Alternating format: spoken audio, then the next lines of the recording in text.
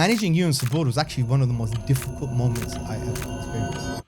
Spiritually, I was like very young, relatively speaking, and I got two younger guys, relatively younger guys, yeah, that I now need to ensure they're better than me. Bro, that was horrendous to my ego. I used to make Dawah and sajda that you guys become better than me. And so I look at Sabor now, yeah, top guy, PhD, now CEO of Sapience, he might be CEO of Sapience soon, you never know. CEO of I-Era, doing great work.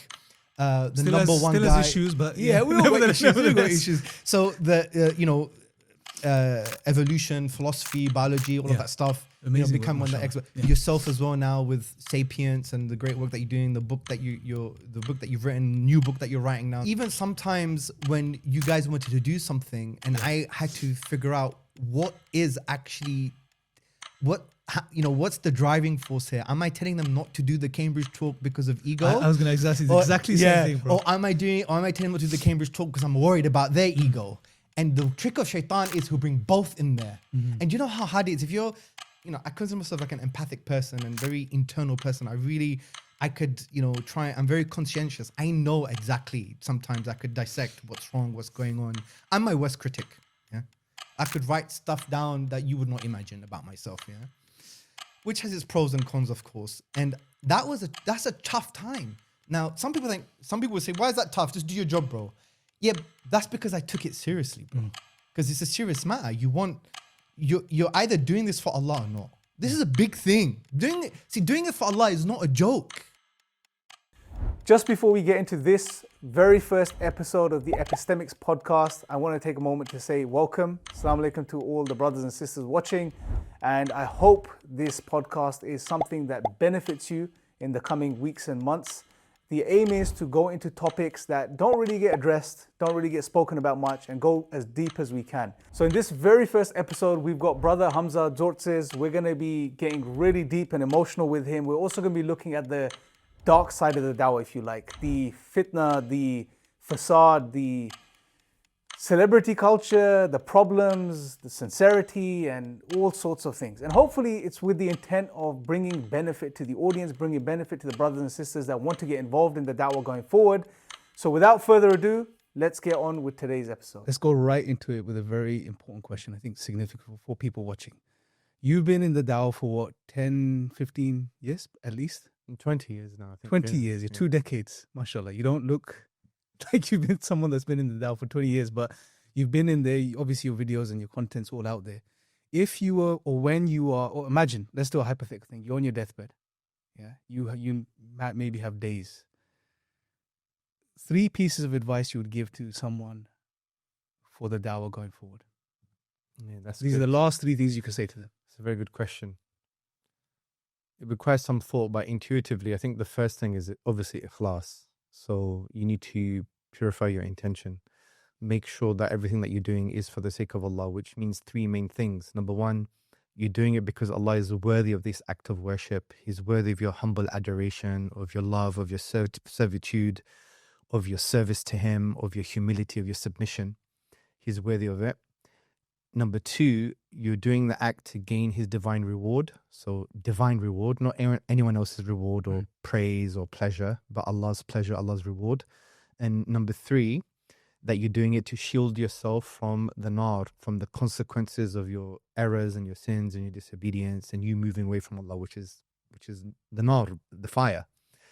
The scholars say that it's best for all those 3 reasons, but generally speaking, because we have different dispositions, different psychological traits, this, that, and the other, we'll have one more of a priority than others. Yeah. So just to repeat, I would say to them, always have strategies in your day and in your life to make sure that you have ikhlas, because ikhlas is not a button that you press and all of a sudden you have sincerity. It's actually probably the greatest struggle, bro. Yeah. So that is a very important point, because it's all meaningless if you don't do it for Allah's sake. Okay, but what do you mean by ikhlas? Just in lay terms, bro. Yeah, ikhlas is doing it for the sake of Allah, and doing it for the sake of Allah is those 3 things I've just mentioned. You're doing it because He's worthy of that act of worship. He's worthy of your humble adoration, your submission, your love, and that act of worship. Number 2, you're doing it for His divine reward, and number 3, you're doing it to shield yourself from the fire. Simple. Yeah.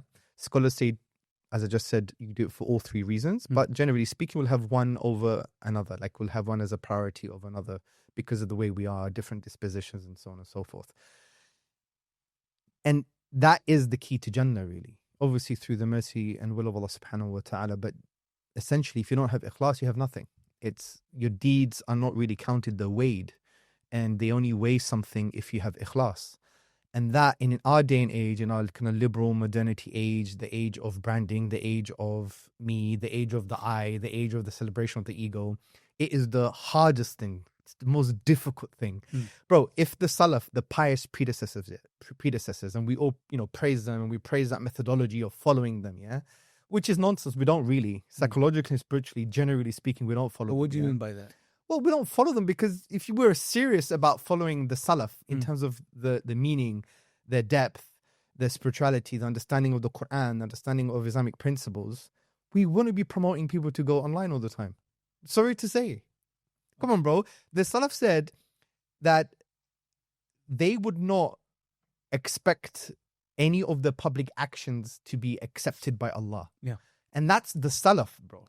They had the Islamic political environment, they had greater, understanding of the deen and so on and so forth. They had that social, political, spiritual environment to facilitate strong iman. We don't. We live in liberal modernity, secularism, this, that, and the other, celebration of the ego, all of the stuff. And we just throw people out there. Obviously, they do good work in abstraction, but we don't want to throw people into the hellfire and do good work. Yeah. We want them to go to Jannah because we want them to be refined and do things for the sake of Allah. Obviously, we're not judging anyone's intention because that is generally speaking haram. You can't. But we have to facilitate an environment that actually optimizes them. And that's why, generally speaking, we're not being as successful as we are because we're losing that barakah effect, because we may be doing good actions, but they're not grounded in a sincere heart. And that's why, we're just recycling our problems when it comes to shubuhat, destructive doubts, when it comes to our success, when it comes to so many different things. I mean, look what just happened, the genocide in Gaza, for example, and so many issues that we could talk about. A lot of it is we need to reclaim the narrative of making Islam heart-centric, because the ulama say the greatest obligation is to deal with the heart rather than the action first. Obviously, we need them both, but that is one of the greatest obligations. Allah says in the Quran that no one's going to be safe from the Day of Judgment unless you come to Allah with qalbin salim, with a sound heart. And we need to create an environment for that without judging people and saying you're not sincere. That's a silly narrative. But to create that environment, bro. Yeah. And that environment is done by asking the right questions sometimes and being good friends. Yeah, so I guess let's try to do that today. So imagine this is literally your last podcast. May Allah give you a long life, bro. Yeah? I mean. But imagine this is the last time you're speaking to the people that listen to you, that have been following you for 10, 15, 20 years. Younger people coming into the Dawah, starting to practice, becoming aware of the Dawah, wanting to get involved, and they're seeing the role models or whatever's out there. We're not going to get into specific names. It has no benefit, I think. Right? Yeah, that's not But the general issues, we definitely should, I think, tackle or go into, which you have in the past as well. But literally, bro, imagine no cameras are running right now. It's your last podcast, your last opportunity to speak to people that are going to be following in your footsteps or looking up to you. What can you tell them based on your experience over the past 20 years, 2 decades, what not to do? Right? Maybe 3, 4, 5 things, and just really let's get into each one. I know there's other topics we're going to talk about. Let's just first. This is very vast, but I think the first thing I'll get them to do is to really understand what success is. Okay. But to think about it from the perspective of how does Allah define success? What is the good life, right? The pure life. And, many of the ulama, when Allah talks about this, say that this is about the akhirah, right? You'll have an eternal good existence. But there's also a discussion of a good life in the dunya as well. But what does that mean from an Islamic perspective? Now, generally speaking, we're not people who reject any type of success in the dunya, whether it's wealth or anything else. Of course not. But we have this understanding that the dunya should take you somewhere into the akhirah, yeah? And generally speaking, without opening a can of theological worms and having that discussion, I would get them to understand, well, what is success at the end of the day? And success is Allah's pleasure, bro. Success is that Allah is pleased with me. Success is that you're following Allah's command. Success is that you understand that success comes from Him, and your job is just to submit to Allah. That's what a Muslim is. A Muslim is someone who submits to Allah. Wholesome submission. Yeah, it's not like, I'm going to develop any strategy in order to achieve what I want to achieve. No, you follow what Allah has told you, and He's going to give you what He's going to give you, right? So we don't chase success, we chase Allah's pleasure, yeah? And that is success in of itself, because Allah says the greatest triumph is basically the one who's shielded from the nar, shielded from the fire, and goes into paradise. I would get them to understand what success is. This is very important. Do you think that's a problem or does the secular liberal paradigm framework worldview have an impact on Muslims even when it comes to... Yeah, of course. Bro, look, it affects me. Yeah. Forget pointing the That was going to be fingers, bro. another question. Forget. Is that something you experienced yourself? Of course. You're so 20 years in the Dawah. Forget, bro, look, if you jump into the water, you're going to get wet, bro. Yeah. And ideology is like a sea, bro. It's like an ocean. The ocean's either clear, gives you clarity, or it's infected with piranhas and jellyfish and this, that, and the other, yeah? So, if you're going to jump into a sea infested with these kind of parasites or nasty fish or whatever the case may be, you're going to get stung and you're going to drown, you're going to get wet.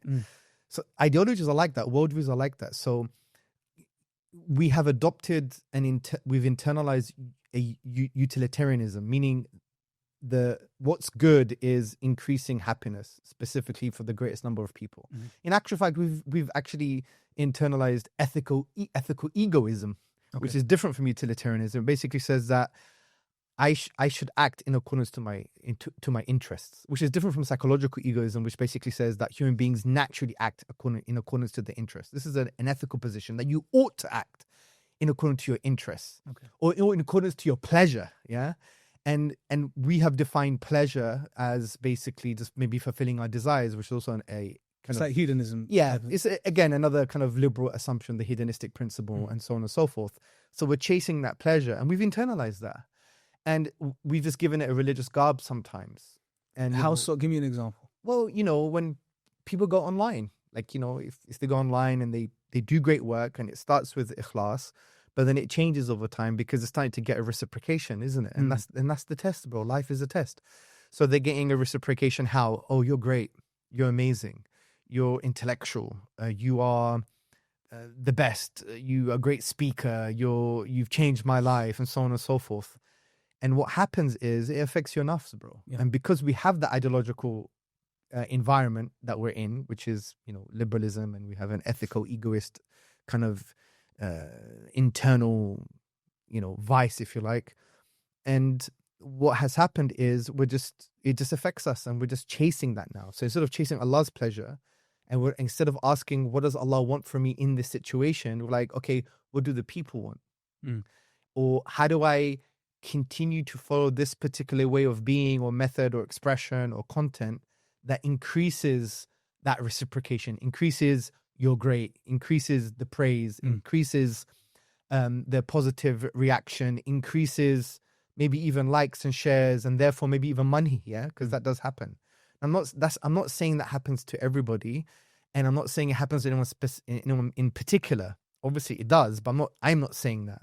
But I'm saying we need to be extremely wary of it. And because we're in that environment, no one likes having these conversations anymore. They think you're a hater, which is very shallow, by the way. Have you got that from people? Well, yeah, one brother said that I was jealous because I don't have a big audience.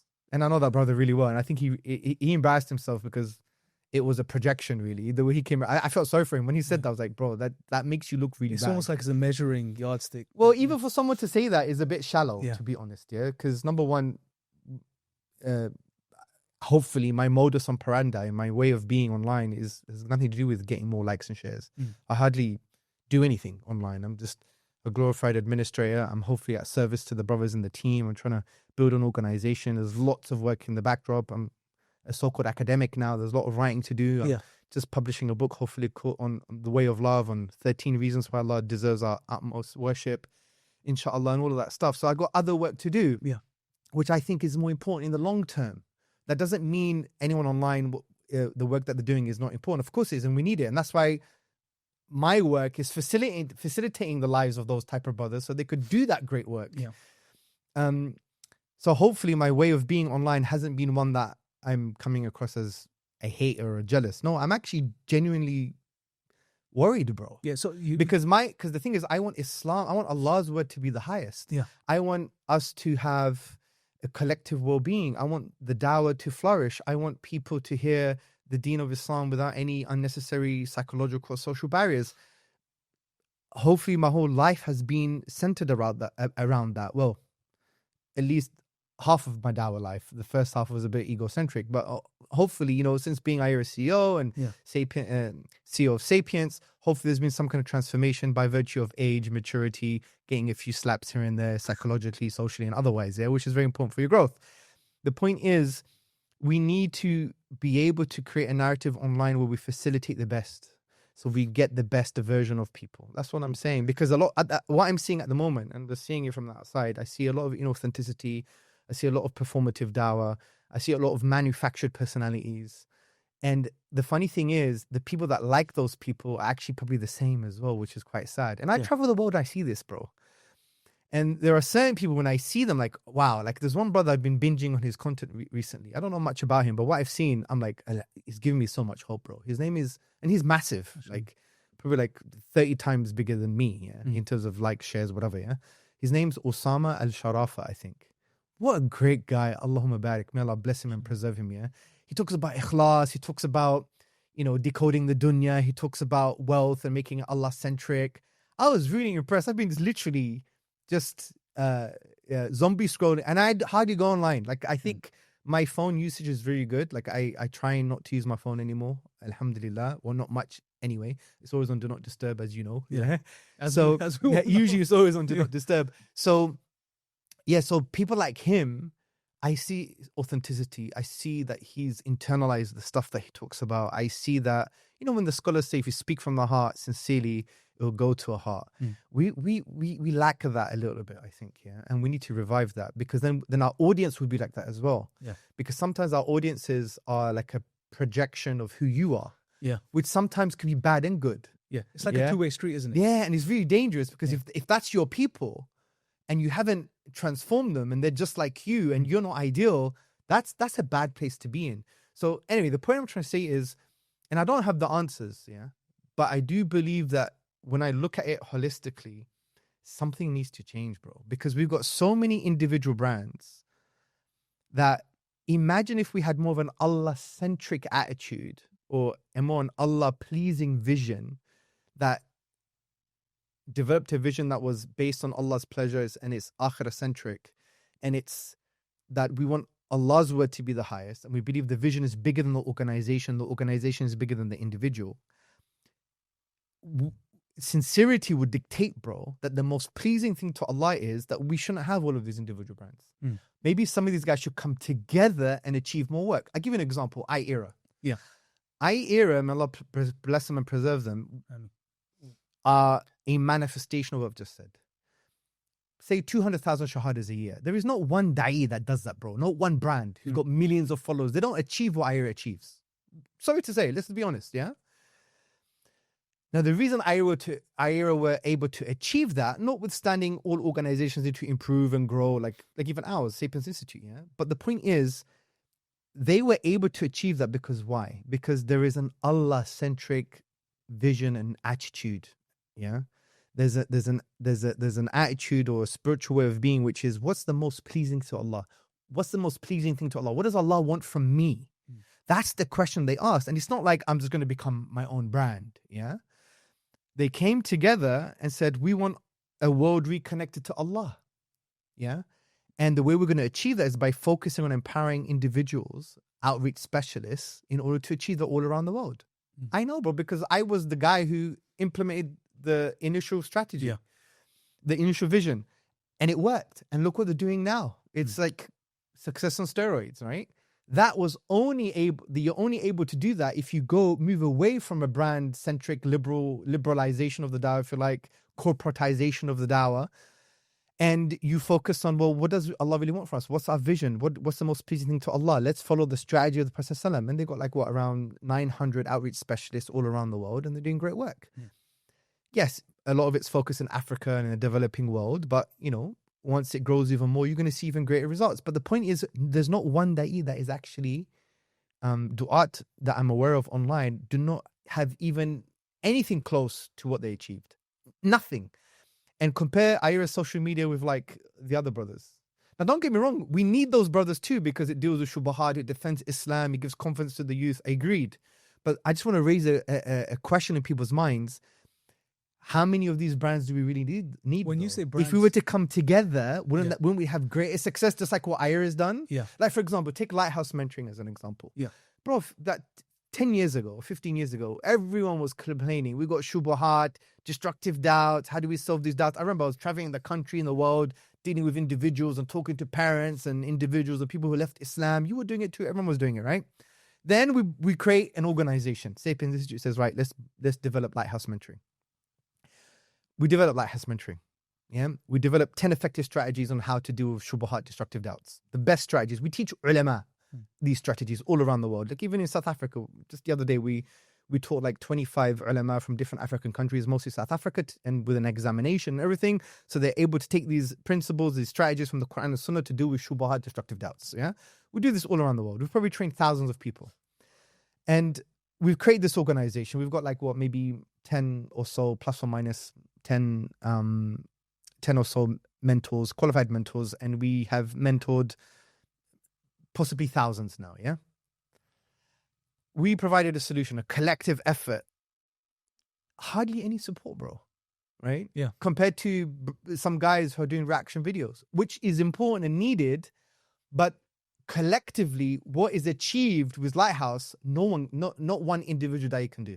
I know that because we solve the problems they've created. What do you mean? Because sometimes when you go out there and if you just rely on reels, they may be great, but because of that ambiguous nature of a reel, it's going to create more questions sometimes. If someone's already has a disposition of a destructive doubt, 30 seconds isn't going to solve my problem, bro. I need a human interaction. And we realized that from 5 years' work of Lighthouse Mentoring, we've seen that you need to now deal with people on a one-to-one basis. It's the sunnah of Allah, bro. Because if it was just a message, the Quran would have been enough. But the Prophet ﷺ was there, and we have a relationship with the Prophet ﷺ, and we have a relationship with his sunnah, and he had a relationship with the Sahaba that created the Tabi'een, and so on and so forth. That's a similar method we need to use with people who have destructive doubts. Online stuff may work, but sometimes it doesn't. It's just the nature of the game. And it's an important layer for the dawah. But what I'm trying to say is, if we had a less brand focus on an individualistic approach to the dawah, we could take such a much needed organization that has mentored thousands of people, which not one single da'i has ever done before. And we would be able to take that work and basically, inject halal steroids, and it would just grow even more and create even more of an impact. The reason such organizations are still struggling is because we have that brand orientated, individualistic orientated approach to the dawah. And that, my friend, is an issue. It doesn't mean don't do it, the individual brands, you have to, but it also means we need to start asking a very sincere question, because we link it back to sincerity. What does Allah want from us now? What does Allah want from us in this particular moment? What is the most pleasing thing to Allah? And I say this a lot. We just ask what's halal, what's haram. Yeah, it's halal maybe to be an individual brand. Yeah, it's halal. But is it the most pleasing thing? That's how the dawah should be, bro. That's how the du'at should be. We should ask, what's most pleasing to Allah? Am I just reinventing the wheel? Am I just repeating something that doesn't require repetition? Or am I filling important gaps? And that requires ikhlas, bro. Whether you like it or not, let's just be honest. Sorry to say. Yeah. And that shows to me there's a lack of collective sincerity. Because if there was more sincerity, some would be investing in such projects, right? Or creating them at least, yeah? Or supporting them. Or supporting them even more. Now, one could just turn back and say, well, maybe that's your fault, Hamza. Maybe because you as a leader are not sincere enough. I take that. You might be right. Yeah, but that doesn't solve the problem. But the problem's still there. Yeah, I still need to work on the problem. I still need to work on my sincerity. We still need to work on a collective mindset. We still need to work on the fact that we need to ask the profound question: what is the most pleasing thing to Allah? And that is of significance. But this is the thing. So people have heard you say this before on other podcasts and stuff, right? And they've probably listened to you, but maybe they haven't possibly been able to relate because they see you as this, perfect archetype of someone externally. I'm saying we know it's not true, but they probably have this thing and they can't relate. So you mentioned a little while ago that the first half of your dawah career it wasn't the way you see things now. Well, yeah, even now, What did bro, you- I get whispering. But how, Of course I so do. looking back on your own first few years, what did you do which was, Well, wrong you according would to you would chase the glory of the stage, isn't it? Yeah. Obviously, there is some sincerity. Like that's the whole struggle. The struggle is no one is completely insincere. Yeah. Bro. But it's like, maybe you got 20% ikhlas or 10% ikhlas. It's hard to sometimes judge, but 1% ikhlas. Yeah. I mean, it's not quantifiable. Sometimes 50% ikhlas, maybe sometimes 70%. Who knows? The point is, especially when you're young, and think about it, young, converted to Islam when I was 22, hardly, let's be honest, not much Islamic knowledge, not understanding the deen properly, even not having good mentors around me at that time.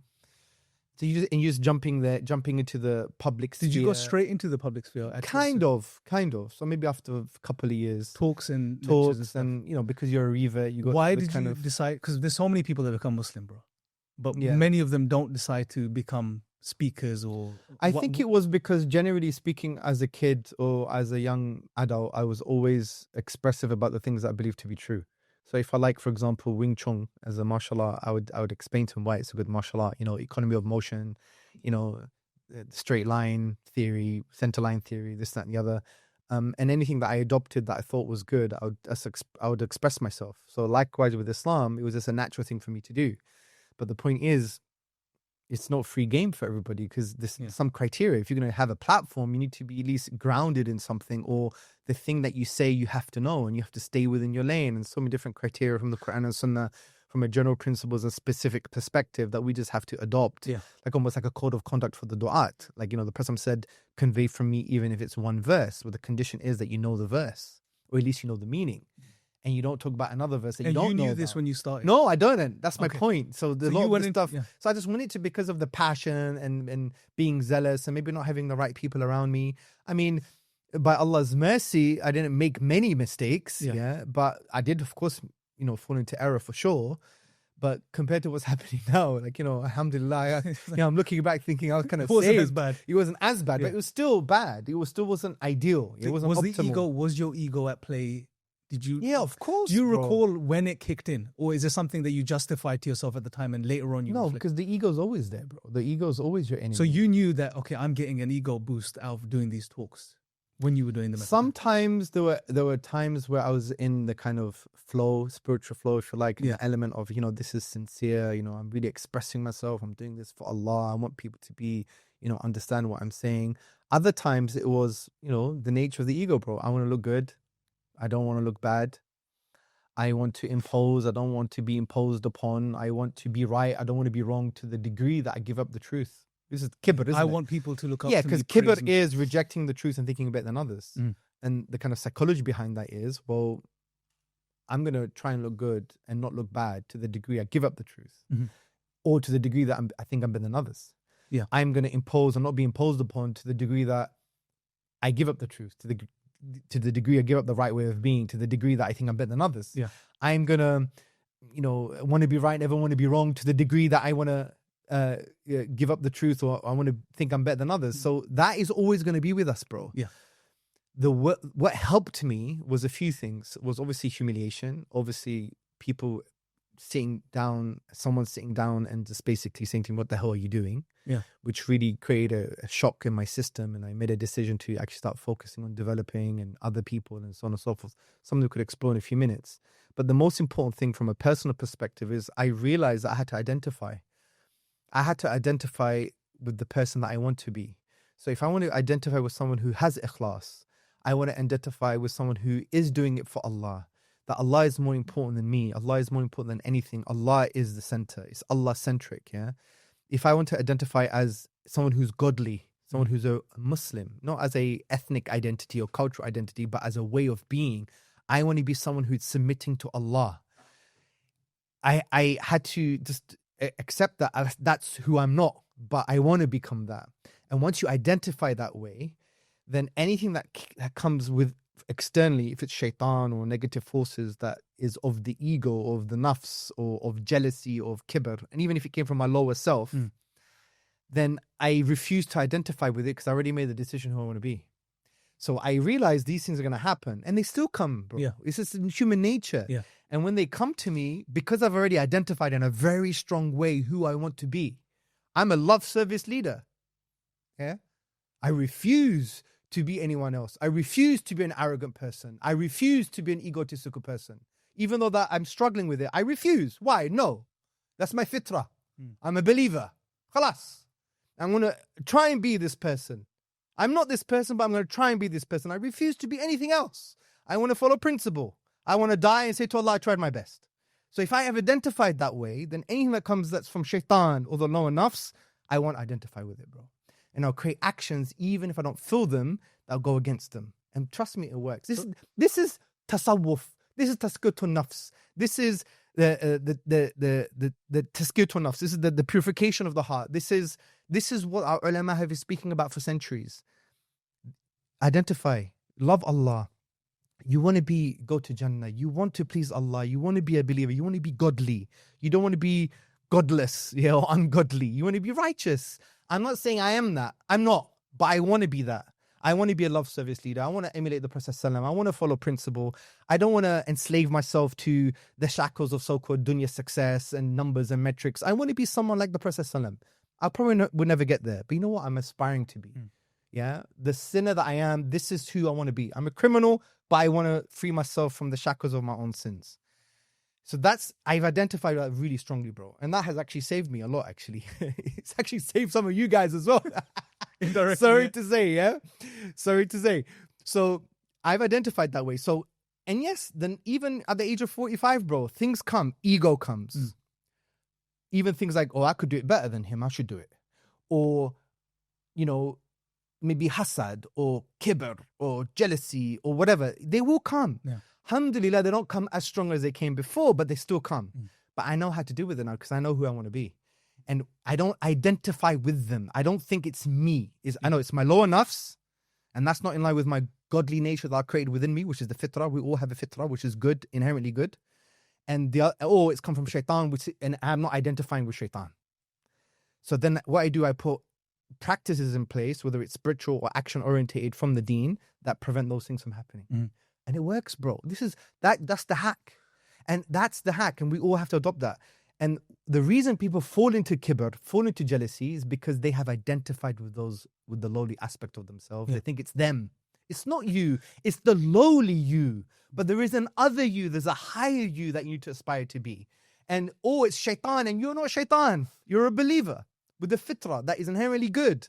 That's what you should identify with. But we get it all mixed up because we fall for the hasad, for the blameworthy jealousy. We fall for the kibr. We fall for the riyah, the ostentation. We fall for the ujub, the self-amazement, because we think those things are us. And we think we have no choice but to become it. But it's not. It's your lower self and shaitan. That's not you. Yeah. That's the point. Okay, so look, let's just pause there, bro, for a second. We need to unpack. Sorry for the... No, it's good. We need to unpack. We need to unpack something important here, bro. For sure. So one thing I've got from it, and trust me, bro, people probably just need to see that you've actually been, okay, he's gone through this. He's gone through exactly what we went through. We can relate now, right? But so you started the dawah, right? Somewhere along the way, this ego came in, shaitan, waswasa, all of this stuff, pride came in.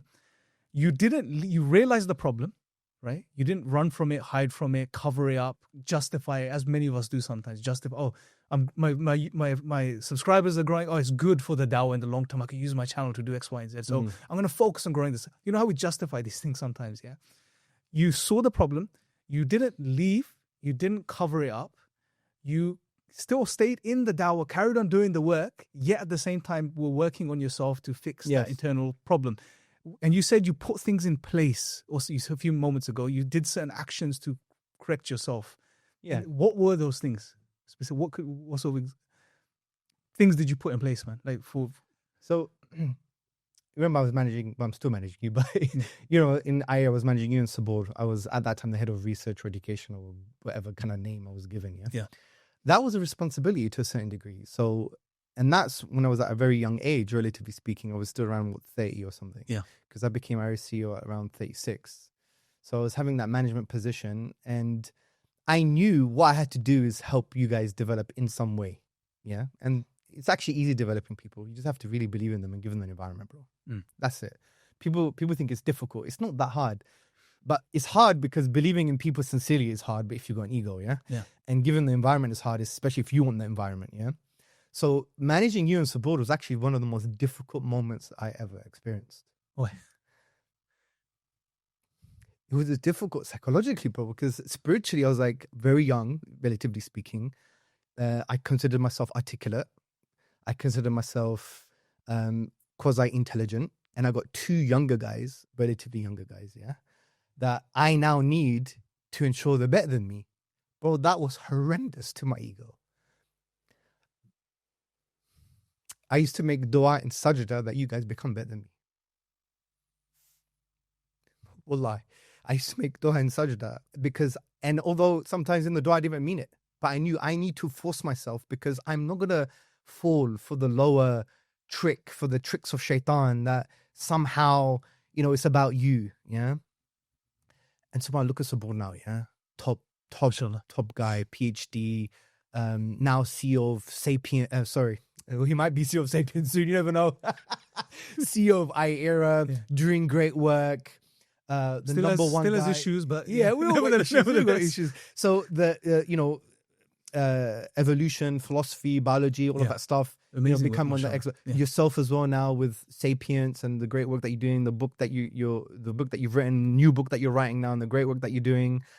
So wait, you Yeah. So the point is, and it was difficult, bro, because even sometimes when you guys wanted to do something, and I had to figure out what is actually what's the driving force here? Am I telling them not to do the Cambridge talk because of ego? I was going to exactly the same thing, bro. Or am I telling them not to do the Cambridge talk because I'm worried about their ego? And the trick of shaitan is he'll bring both in there. Mm-hmm. And you know how hard it is? If you're, I consider myself like an empathic person and very internal person. I could, I'm very conscientious. I know exactly, sometimes I could dissect what's wrong, what's going on. I'm my worst critic, yeah? I could write stuff down that you would not imagine about myself, yeah? Which has its pros and cons, of course. And that's a tough time. Now, some people would say, why is that tough? Just do your job, bro. Yeah, that's because I took it seriously, bro. Because it's a serious matter. You're either doing this for Allah or not. This is a big thing. Doing it for Allah is not a joke. If it weighs that heavy, of course it's going to affect me psychologically. Of course I'm going to be emotional about it, yeah? That's where you should be emotional, yeah? I'm not going to be emotional because someone attacked me online. I don't care anymore. Or I'm not going to be emotional about this, that, and the other. I'm 45. I've got a thick skin. I'm relatively a strong guy. I don't care. But the internal stuff, this is Allah, bro. The creator of the heavens and the earth, bro. You're either doing it for Allah or not. Are you making yourself Allah? That's a big thing. We don't think it. Yeah. We don't think it. So it was one of the most difficult times, bro. But alhamdulillah, it was one of the best times as well because Allah gave it to me for my own internal purification. Because I'm telling you, I would not have lasted as iEra CEO or Sapience Institute CEO and developing Lighthouse Mentoring and also developing the visionaries and all this leadership stuff, blah, blah, blah. I would never have withstanded this if Allah did not give me that. And I'm so grateful Allah gave it to me because at the end of the day, bro, people would have been killed by now. Some people would have been shot, killed, hanged, buried alive, slapped up, or whatever. This is hyperbolic, but you get it, yeah? And Allah gave me that gift. It was the gift. So jazakallah khair. Yeah, and that's why I have a special soft spot for you guys as well, Sabur, you. Well, I remember when early days when I first joined iEra and you were heading us. At least I could speak for myself, not for Sabur, right? But I was going through that same process of, when you get a lot of fame very quickly, people subscribe. And that was YouTube early days, Speaker's Corner early days, right? Yes.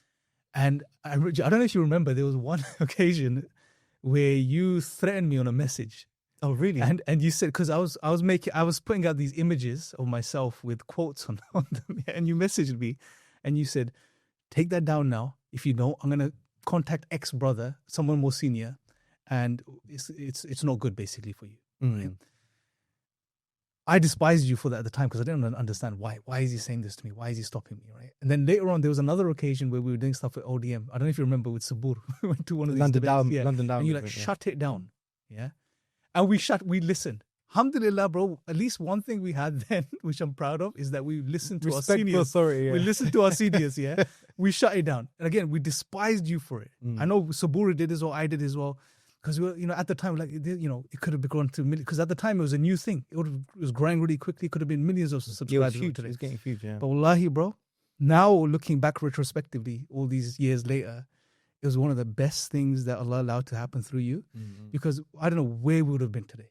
This awareness that we have today of not, just leaving the social media for 6 months a year, not doing it. Speaking to Subur the other day, like I was telling you, he's sitting down and every 6 months he sits down, he's like, why am I doing this? Is this the right thing? No, I'm going to stop. I'm going to redirect myself. Yeah. Because we all fall into it like everyone does, right? Yeah. But it was a blessing. And hopefully, I think at that time it maybe it was a little bit forced, but it was sincere for me because I saw it in myself. Good came out of it. And I didn't want you guys to Yeah. fall for those traps. Because remember, when you're responsible for someone, you inevitably become a little bit more sincere. Yeah. You're like, you know what? This is not just about me anymore. Yeah. Like, I could do a bit of spiritual self-harm, but am I going to be responsible for other people's spiritual harm? And no. So, I don't know how I did it. If I did it well, or I remember once we had a very heated discussion once in the office about YouTube and this, that, and the other, and all of that stuff. And those are the days when it wasn't really a big problem like it is today. Yeah. Now it's a whole different beast. Of course. But at least it's put us in the place now where it's this insight you have, which can be very painful, like you said at times. You so many times, bro. Like, I don't know if you're okay with me saying this. We can cut you after, but we've had those discussions privately where you just like at the end of your tether and you're like, you know what's happening. You could see it in front of your eyes. You love and care for the brothers, but you just cannot save them from what they're heading towards, and you can see it. Yeah, and that's the most difficult and painful thing, because you know where they're going and they can't see it. But sometimes, as a leader, you have to understand that you can't change anything. But what you can do is you can create the circumstances for their growth when they hit the floor, and I've just accepted that, bro. And that's what sometimes leaders have to do. Which is a very difficult thing because you know exactly where people are heading. Because there's people you love and care for, and you're seeing them drowning, and sometimes you have to let them drown before you resuscitate that, bro. And you know what I do? I'm projecting to the future because when some people become 40, 50, 60, they're going to maybe hate me. They might say, Hamza, why didn't you tell me? Yeah. I don't want to be in this state of regret now because for 15, 20 years, a lot of it was just fluff, really, or just loud. Or just insincere. It wasn't completely sincere. Hamza, why weren't you a better leader? Why weren't you a better friend? Why weren't you a better brother? And I actually think like that now. I'm thinking, oh my God, what is the right thing to do? And doing the right thing is difficult, bro. Sometimes you don't even know. First, you have to figure out what is the right thing in that complicated context. And you need to have the moral and intellectual bravery to actually do it at the same time. So I'm struggling with that because I don't know sometimes what we need to do. But because I have a principle of it's better to make an error in mercy than it's to make an error in harshness, which has its pros and cons. But it's a sunnah principle as well. So I don't know. I'm still learning with regards to these issues. But you're right. We need people. I think we need that environment. I have many discussions behind the scenes with different leaders and influencers and massive great people doing great work. And although individually it's great work, but collectively is it great work? Because there are some big gaps in the Dawah not fulfilling because we haven't come together. Yeah. And as you said, I mentioned this in many podcasts, but I'm going to mention it over and over again. We always have to ask us du'at, what does Allah want from me in this particular context? No, actually that's the wrong framing. What is the most pleasing thing to Allah in this context? That is so important. We always have to ask ourselves that question because that may mean me not doing the thing that I need to do. Look, let me give you an example. And hopefully, inshallah, this is not ego or arrogance, yeah? Yeah. So, bro, I can leave Sapience and all the leadership stuff and I can become quite rich. Yeah, I think that's a reasonable. I have people in my ears saying this to me. Yeah. Saying, Hamza, why aren't you doing this? Leave these people alone. It's all ego, Dawahs, and these guys are not really involved in the Dawah, and they're concerned for me for sure, but they have that narrative. Hamza, what are you doing? Yeah. Just do your thing, man. You got kids, you got family, you got skills. Forget this. Forget organization building, human resource building, du'a to development. Forget that, man. People are just in it for money and fame. Ignore that rubbish. Do your thing, Hamza, yeah? Personally, I do feel that I could have created my own learning platform, charge people like £15 a month, get like 1,000 students easily on certain things, either based on my PhD or philosophy of science or this or that, whatever, all the experience I have. I travel the world, bro, and train ulama on certain things. Yeah. Not that I have the ilm, but I have the strategy and the framework that's from the Quran and Sunnah that's been improved by them. And they say, and they basically accept it and they say, this is great work. I could take all of that and do my own thing. Within 6 months, I'll probably have 1,000. I'll be getting £15,000 a month. No problem. Yeah. Yeah. But most people would think that way, bro. Of course they do, bro. People still think that way. So why wouldn't you do that? But why? Yeah. That's How the the question. hell would I be able to see my children in the eyes, bro? How can I even look at my wife? How can I even look at the brothers? How can I even face Allah when I'm praying 5 times a day and saying, I decided to be extremely Hamza-centric, ego-centric, dunya-centric, and not be akhirah-centric and Allah-centric? Sorry to say. Yeah. And because I really believe focusing on an organization is going to get much bigger and more impact if I were to do it myself anyway. Yeah, in the short term or medium term, I'll be able to have maybe 2,000 students, make maybe 15 to 25 grand a month. I'm chilling, bro. Yeah, I could even just do it for 1 year and it's all recorded and just use an advert and just do ads. Yeah. Take some of the money and just keep on putting on ads, and over time you're just growing. Right? And every couple of years, and we just refresh it. I'm chilling. Yeah? I know how to do it, bro. We've done it before. I've done it with different organizations, this, that, and the other. It's a simple thing. You just have to put the effort. But how can I live with myself, bro? How could I do that? If I know there's something more pleasing to Allah, if I know in the long term it's going to be more impactful for the Dawah and I don't do it, how can I live with myself? Yeah. That's the point.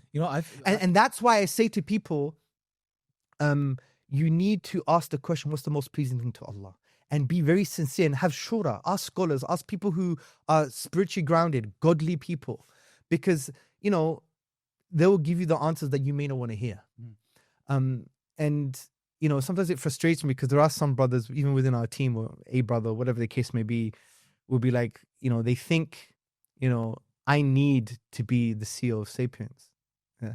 And I'm like, no, I don't. Do you know what kind of headache it is being a real leader, bro? Leadership is absolutely so painful, bro. Yeah. I would know. Especially if you're a love service leader, yeah? And people thinking, oh, you need this because you can do nothing else. But are you feeling okay? Yeah. I exactly know what I could have done, but I don't because hopefully I'm going to identify with doing the thing that is most pleasing to Allah. Yeah. Look at Abdurrahim Green, bro, man, I bless him. He's got everything going for him. Number one, he's handsome, even still now, mashallah, Allahumma barik. He's white. Sorry to say, there is a kind of I don't like the word white privilege, but from a Dawah context, it does exist in some kind of form, yeah? He's articulate, he's learned, he's got experience. He could go and do his own side thing in the Dawah, bro. But he made a decision, I'm going to be organizational centric. I'm going to be Allah centric. He could have been the guy who was probably earning, 20K a month, doing his own Go Rap, God Existence, Oneness, Revelation and Prophethood framework, doing stuff on Christianity, creating his own learning platform, charging people, getting people to do ads and stuff. He could have done it. Fine, maybe he's done side hustles here and there, but he could have made that his sole focus, and he'll be more financially comfortable than he is right now, for example. And he could have been more brand oriented. It's all about me, but he made the decision, bro. It's going to be about others. It's going to be about the outreach specialists. So people like that are an inspiration, bro, because they made a decision that is not an egocentric decision, and it's a decision that you could tell that they've asked themselves, what's most pleasing to Allah? Now, I don't want people to come across that I'm, all righteous. It's just something that it's because of maybe childhood trauma, bro. Meaning is so important for me, bro, and it's not as meaningful when you just focus on yourself. It's more meaningful when you focus on others. Like I was reading something today. It was, you find yourself by losing yourself at the service of others. So you find yourself by losing yourself at being Allah's servant. Yeah. So just so it's clear, my points, I want to just before I forget, ask for clarity. Clarity on the point. What you're saying, based on what you're saying, it seems like what you're saying is that an organizational structure in the times that we live in is more important than individual brands. It can be. So I give you an example. So our vision is at Sapience, a world convinced of Islam. Yeah. One person is not going to achieve this. It's impossible, just from a resource perspective. Yeah. Good. So what you do, you create an organization with structures, and you develop a team that has a particular strategic focus that's linked to your vision. And our strategic focus is that we develop individuals and organizations to be able to share Islam intellectually and defend Islam intellectually. So imagine training 30,000 du'at, intellectual ambassadors, if you like, compared to one guy online. It's incomparable. Even if these guys were never online, even if they did this grassroots work in that arena, in that domain, intellectually defending Islam and sharing Islam, just by virtue of their numbers, they're bigger than the one guy. Do you see the point? Yeah. So if you really want Allah's word to be the highest, then you should focus on the collective. Yeah. And that is something that we need to basically take seriously. And it's just the strategy of the Prophet ﷺ. The Prophet developed the Sahaba, and the Sahaba did the Tabi'een, and so on and so forth. Yeah. You can't fight a war on your own, bro. Yeah. You can't fight an intellectual battle on your own. But it's a world of individuals, bro, today. But that's the point. Everyone wants to do their But that's own the thing, point. man. And that's why when I'm looking at everything, and I'm thinking, subhanAllah, it's great work. I get it. But imagine these guys and these resources came together. Yeah. Imagine what you can achieve. So are you saying in not too many words that the Dawah has become individualistic and liberal and 100%. 100%. And it's become inauthentic. I was talking to my wife about this, and we were, talking about, how does this person come across to you? To help develop maybe even me, in terms of how I come across, because what comes from the heart goes to the heart. And you see it. It's very hard to find authentic, genuine expression online now. It's all constructed. Yeah. But how do you navigate that space, bro? Because look, It's all dopamine, bro. so That's what it is. Let It's me- neurochemicals firing now. it is, but It's not as transformative as we think. Do you know why? Because we pick up the pieces at Lighthouse. Thousands of people we mentor. Oh, yeah. They go on. You're a mentor as well. We go online. They go online and they come to us. Now they won't see those people because it gets lost in the comments, in the hidden, in the millions of people that are following certain people, thousands of people that are following them. You don't really see the comments on their messages. We always reinforce our own narratives from positive feedback, not negative feedback. But we know what's going on, and we know exactly what the problems are. Now, again, just to repeat, so people don't think I'm a hater. We need them, though. We still need it. It's an essential layer of the dawah. But for us to have wholesome and holistic dawah, we need to start exploring other things which are so important, such as lighthouse mentoring, such as institutes to actually develop du'at and develop other organizations, because that's going to transcend our individual lifetimes. And if you bring those resources together, you'd create far more impact, bro, in the long term. Do you see? Yeah, so now what you're doing is you're starting to speak to so there's two parts to this, right? Always. You've got the organization or content creator or brand, and then you have the content consumers, the viewers, the people benefiting or not benefiting from this content. Now you're starting to speak to those. So what you're essentially getting at is that there has to be a paradigm shift in the way people, the Muslim community watching this stuff, and by watching it, promoting this stuff, has to start to see the dawah and what's necessary and important in the dawah. Yes. So what advice can you give them? Because essentially from what's happening, it seems like they are appreciating individual brands. They're appreciating dawah entertainment, Which is great, right? They are, to a certain degree. yeah, to a degree. They are appreciating all of that. But what they're not appreciating is important work like Lighthouse or organizations and so on and so forth. And that's quite evident from the support level that each one gets. Yes. So what would you say to the audiences in the Muslim community as a whole who are engaging all of this stuff? How should their mindset It's change? difficult because they're the ones who are followers, isn't it? So you would expect the leaders, the ones who are, the content producers, the du'at, you would expect them to express certain set of principles that people can adopt and internalize, understand exactly what they need to do. But I do believe there is a kind of silent majority as well that actually understand the problems in the dawah anyway. But what I would advise the content consumers is, leadership is not just a title. It's not a stage. Leadership is a way of being. You could take moral leadership even as a follower. Because I have this view that you can't be a good leader unless you're a good follower. Yeah. So you're following someone, get the best out of them. Ask them questions. Say to them, you made a really interesting point. You said this, but why don't you consider this? Or, you're very like-minded with this person. Why don't you guys, it would be great for you guys to come together and do something together. You mentioned this, but you came across a little bit arrogant. And, you don't shame them. You do it privately. You do it sincerely. You want to optimize them. We need more of that. Because at the moment, we have become so woke and liberal that we can't take any criticism, bro. It's actually a rare art now, yeah? Are you saying people in the dawah can't take? Yeah, of course they could. I'm just trying Bro, to be I've had specific, conversations that will make your hair turn grey, bro. Like with big du'at, mad bigger than me, yeah? and they were so offended about something so small. And I literally in my head, I'm saying, you do not have, sorry to say, testicles. I was like, how can you consider yourself a man and you have reacted to this small thing in this way? What kind of self-perception do you have about yourself? You think you're the center of the universe? Like, wallahi, I'm really shocked, bro, at the masculinity of some of these guys. Like, what kind of trauma did you have when you're growing up? Who cares, bro? Take it. It's just a valid criticism. Lap it up. It's about Allah, not you, bro. Get over yourself. Who gave you the permission for you to be the center of the universe? Wallah. By the way, no one around me, yeah? These were guys across the pond.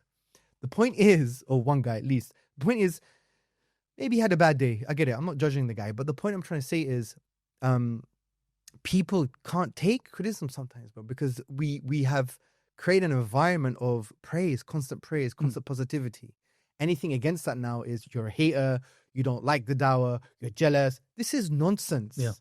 It's actually a projection, actually. It's a projection of your own weakness, and you can't take constructive criticism from sincere people. Yeah, you just projected your own hasad, your own kibr, your own ujub, and your own ostentation. It's not mine. It's yours. You're reading your story, not mine. At the end of the day, if we're sincere, we should be able to, behind the scenes, not to shame people, to elevate them. And the way to do that is to believe that they're better than you. You know, Hassan al-Basri, you know, one of the famous scholars of Islam, a student of Sahaba, bro. What did he say? He said, and when a Muslim leaves their house, they should think every Muslim is better than them. And that's true. So if you come across that way, you'll be able to interact with people in a very positive way, because you don't know their sins. You don't know their internal state. And you have to have husn al-dhan for them. You have to have good opinion of them. You know your sins. So by virtue of that, they're better than you. Yeah. So if you come across that way, and you come across that you have true love for them, you love for the Muslims, you love for people in general as well, what you love for yourself, right? And if that's the case, that as An-Nawawi said, the classical scholar, he said that this means wanting goodness and guidance for them. Yeah. So if you want spiritual goodness and guidance for them, and you believe that they're better than you from that perspective that I've just mentioned, then the way you speak to them is just going to elevate them. So I'm not saying you should hate, but we should revive that feedback. And this, if you go online, you could tell exactly what feedback people need. Yeah. Do it for the sake of Allah. I want that. Do you know how happy I am when people give me criticism? Yeah. It was something that I had in the very early days of Islam. I remember once me and Adnan Nasheed were in Lebanon. Yeah. We spent about 4 hours, bro, having one of the worst arguments you can ever imagine, yeah? To the point that I felt so guilty, I massaged his feet with Nivea cream, I think it was, in the morning, yeah? Amazing. Ask him. This is public. He will admit it. Yeah? Mashallah, he had very clean feet, yeah? Now, that argument was based on what? It was based on, and I think he became me saying this, I did some slides for some very important intellectual work in the American University of Beirut, and he didn't like them. And I was so angry or agitated that he didn't tell me how to improve it. Yeah. Yeah? You could ask Adnan. Obviously, it escalated to something really ridiculous. You know how it is with good friends. Sure. You know, he's Punjabi, I'm Greek. That's it. It's a recipe for disaster. I've seen some of the videos. Yeah, we went everywhere, yeah? And I felt really guilty. So, you know, alhamdulillah, he's doing some great work, man. Allah bless him. So, I have that. And I want that to be in the dawah as well. We should want criticism. We want constant improvement. Obviously, it should be done in the right way, not to downgrade people and destroy them, but to elevate them, optimize them. But that's kind of missing, generally speaking. And it's easy to call someone a hater or someone jealous, or that's a silly projection. Yeah, there are those people out there, but I think we need to find the balance and revive that lost art, bro. It's the lost art of the Salaf, bro. Because being a good brother and a good friend is actually wanting the best for them and expressing yourself privately to them that can be achieved. But we've lost that. And if we had that, we wouldn't have some of the dawah disasters that we've had in the past 5 years. Yeah, absolutely. Yeah, you see my point? So before we move on from this topic, just the last thing, let me paint you a picture. This is just hypothetical.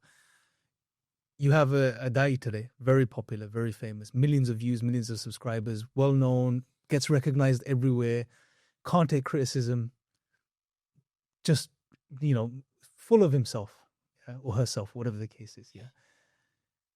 What advice would you give that person? And they realize that there's something not right. I need to fix up, but they don't know where to start because they're so far down the rabbit hole. What advice what simple advice would you give them to start working on? Would you tell them to go offline, get off social media, leave the Dawah for a while? Would you tell them to stay in the Dawah, fix this and that? Like, what pieces of advice would you give them? I wouldn't tell them to stop the dawah because that's a trick of shaitan. Because you can only develop ikhlas through the action. So if someone said to you, stop doing something good, that's not a Allah-centric. I mean, there are different contexts and scenarios that I can figure out that maybe that might be the best thing. But generally speaking, giving up the action is not the right way to go because you can only develop ikhlas, sincerity through the action. But what I would say someone who's like that, I would say don't do it. Don't do your stuff anymore. What do you mean don't do your stuff? Your personal Get stuff off social media. Yeah. No, Allah doesn't need you. Yeah. Sorry to say.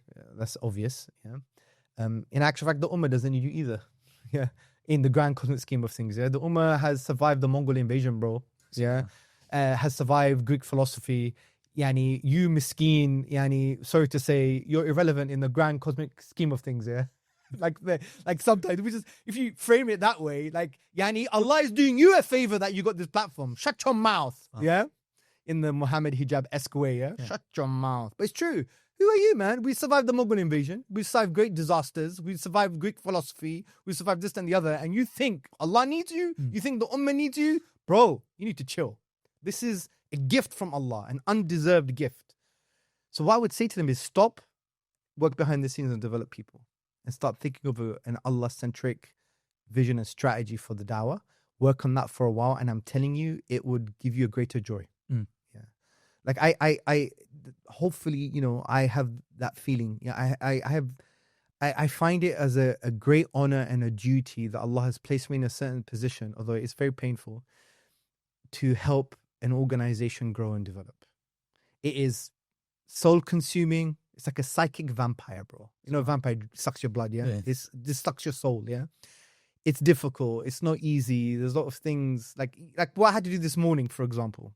What did you do this morning? I'm just saying, if you were to see what I did this morning, you'd be like, oh my God, yeah? So things we have to do as administrators, operational guys, leaders, this and that, the other, especially when it comes to finances, fundraising, it's a headache, bro, yeah? And I know that doesn't naturally come to you. Yeah, and it's all on your shoulder. It's on your shoulders because you're the one responsible, yeah?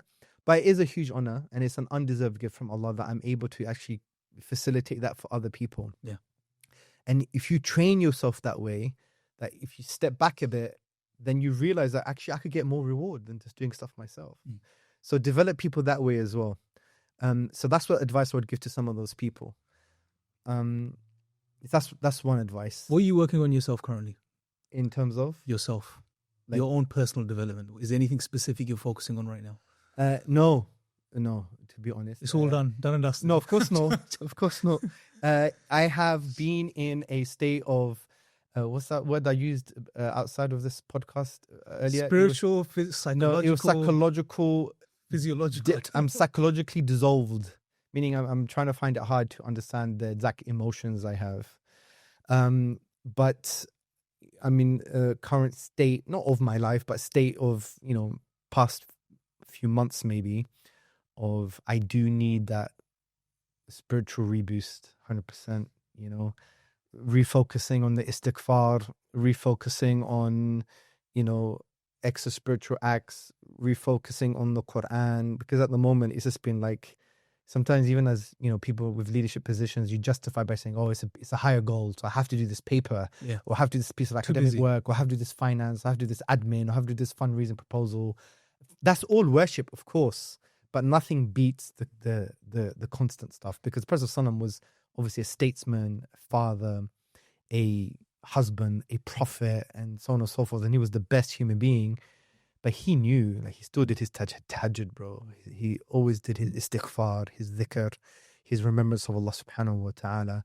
And the trick of shaitan for someone like me, which I admit I'm in that state right now, which is, this is all worship anyway, so forget the other stuff. And so, you need to hold me to account, bro. And I have to, because I do feel a sense of lost, self-loss, yeah. So I need someone to say, look, bro, get up, do your tahajjud, do your dhikr, do your Quran, because it gets lost in that process, yeah, because you take a lot on and you got a lot of things to do and you frame it as worship. But if you're missing out the things that the du'at should be doing, then you're really deluding yourself, yeah. So that's the state I'm in, to be vulnerable and honest with you. Inshallah, I'll get out of it with your help and with obviously Allah's help first, but with brothers I need around a us. similar type of help. Yeah, we'll do it together, bro. We'll do it Something together. to But that's help the thing. And that's the thing. So as brothers, we should be speaking to each other like that, saying, you know, how's your tahajjud, bro? How's your Quran?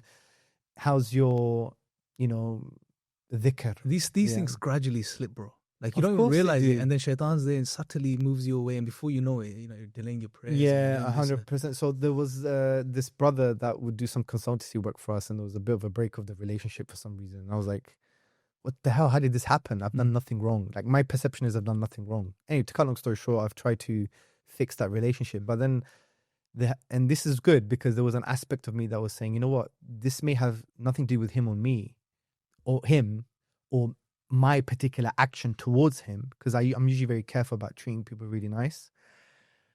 It's my lack of spiritual action. So, you know, I picked up the prayer beads, the istighfar, salawat, this and the other. And it helps because I did hit quite a low. Yeah. Because one thing I get upset about is not being misunderstood. Yeah. Well, why does that impact you so much, do you think? I don't like using the word. It's almost like woke or liberal, but trauma. You know, when I was a kid, when I was around 11, I used to sit in the bath and had a serious case of solipsism. Oh yeah, which is like you're alone, meaning you are the only you're only consciously aware of your own conscious existence. You're not aware of anyone else's conscious existence, and that was really lonely. Therefore, they don't really exist in reality, and that creates such a lonely experience. So people understanding you makes you feel like they actually. Yeah, absolutely. So that was kind of traumatic, if you like. Everyone has it before the age of 18. They have moments of, I'm alone, something's wrong, I don't belong. Yeah, so those three things happen before you're 18, generally speaking. Yeah, and the way you dealt with them becomes your superpower and your kryptonite at the same time. Wow. So it became my superpower because now I could deal with things on my own. But the kryptonite is you get so upset or you get triggered, if you want to use that word, by being misunderstood. Yeah. So, which is quite funny. There's a very famous song, not that people should listen to music, but there's an a cappella version by, I think her name is Nina Simone. I think I got her name right. And goes something, oh Lord, please help me not be misunderstood or something. It's actually a really powerful set of words. They don't make songs like that anymore anyway, or lyrics at least. Yeah. Anyway, so it's because of that being misunderstood. And I also had another experience a little bit after when I reached puberty. My mum found something in my diary. It was wallahi horrendous. I was crying nearly every day for 2 years, bro, in the bath, hiding it as well.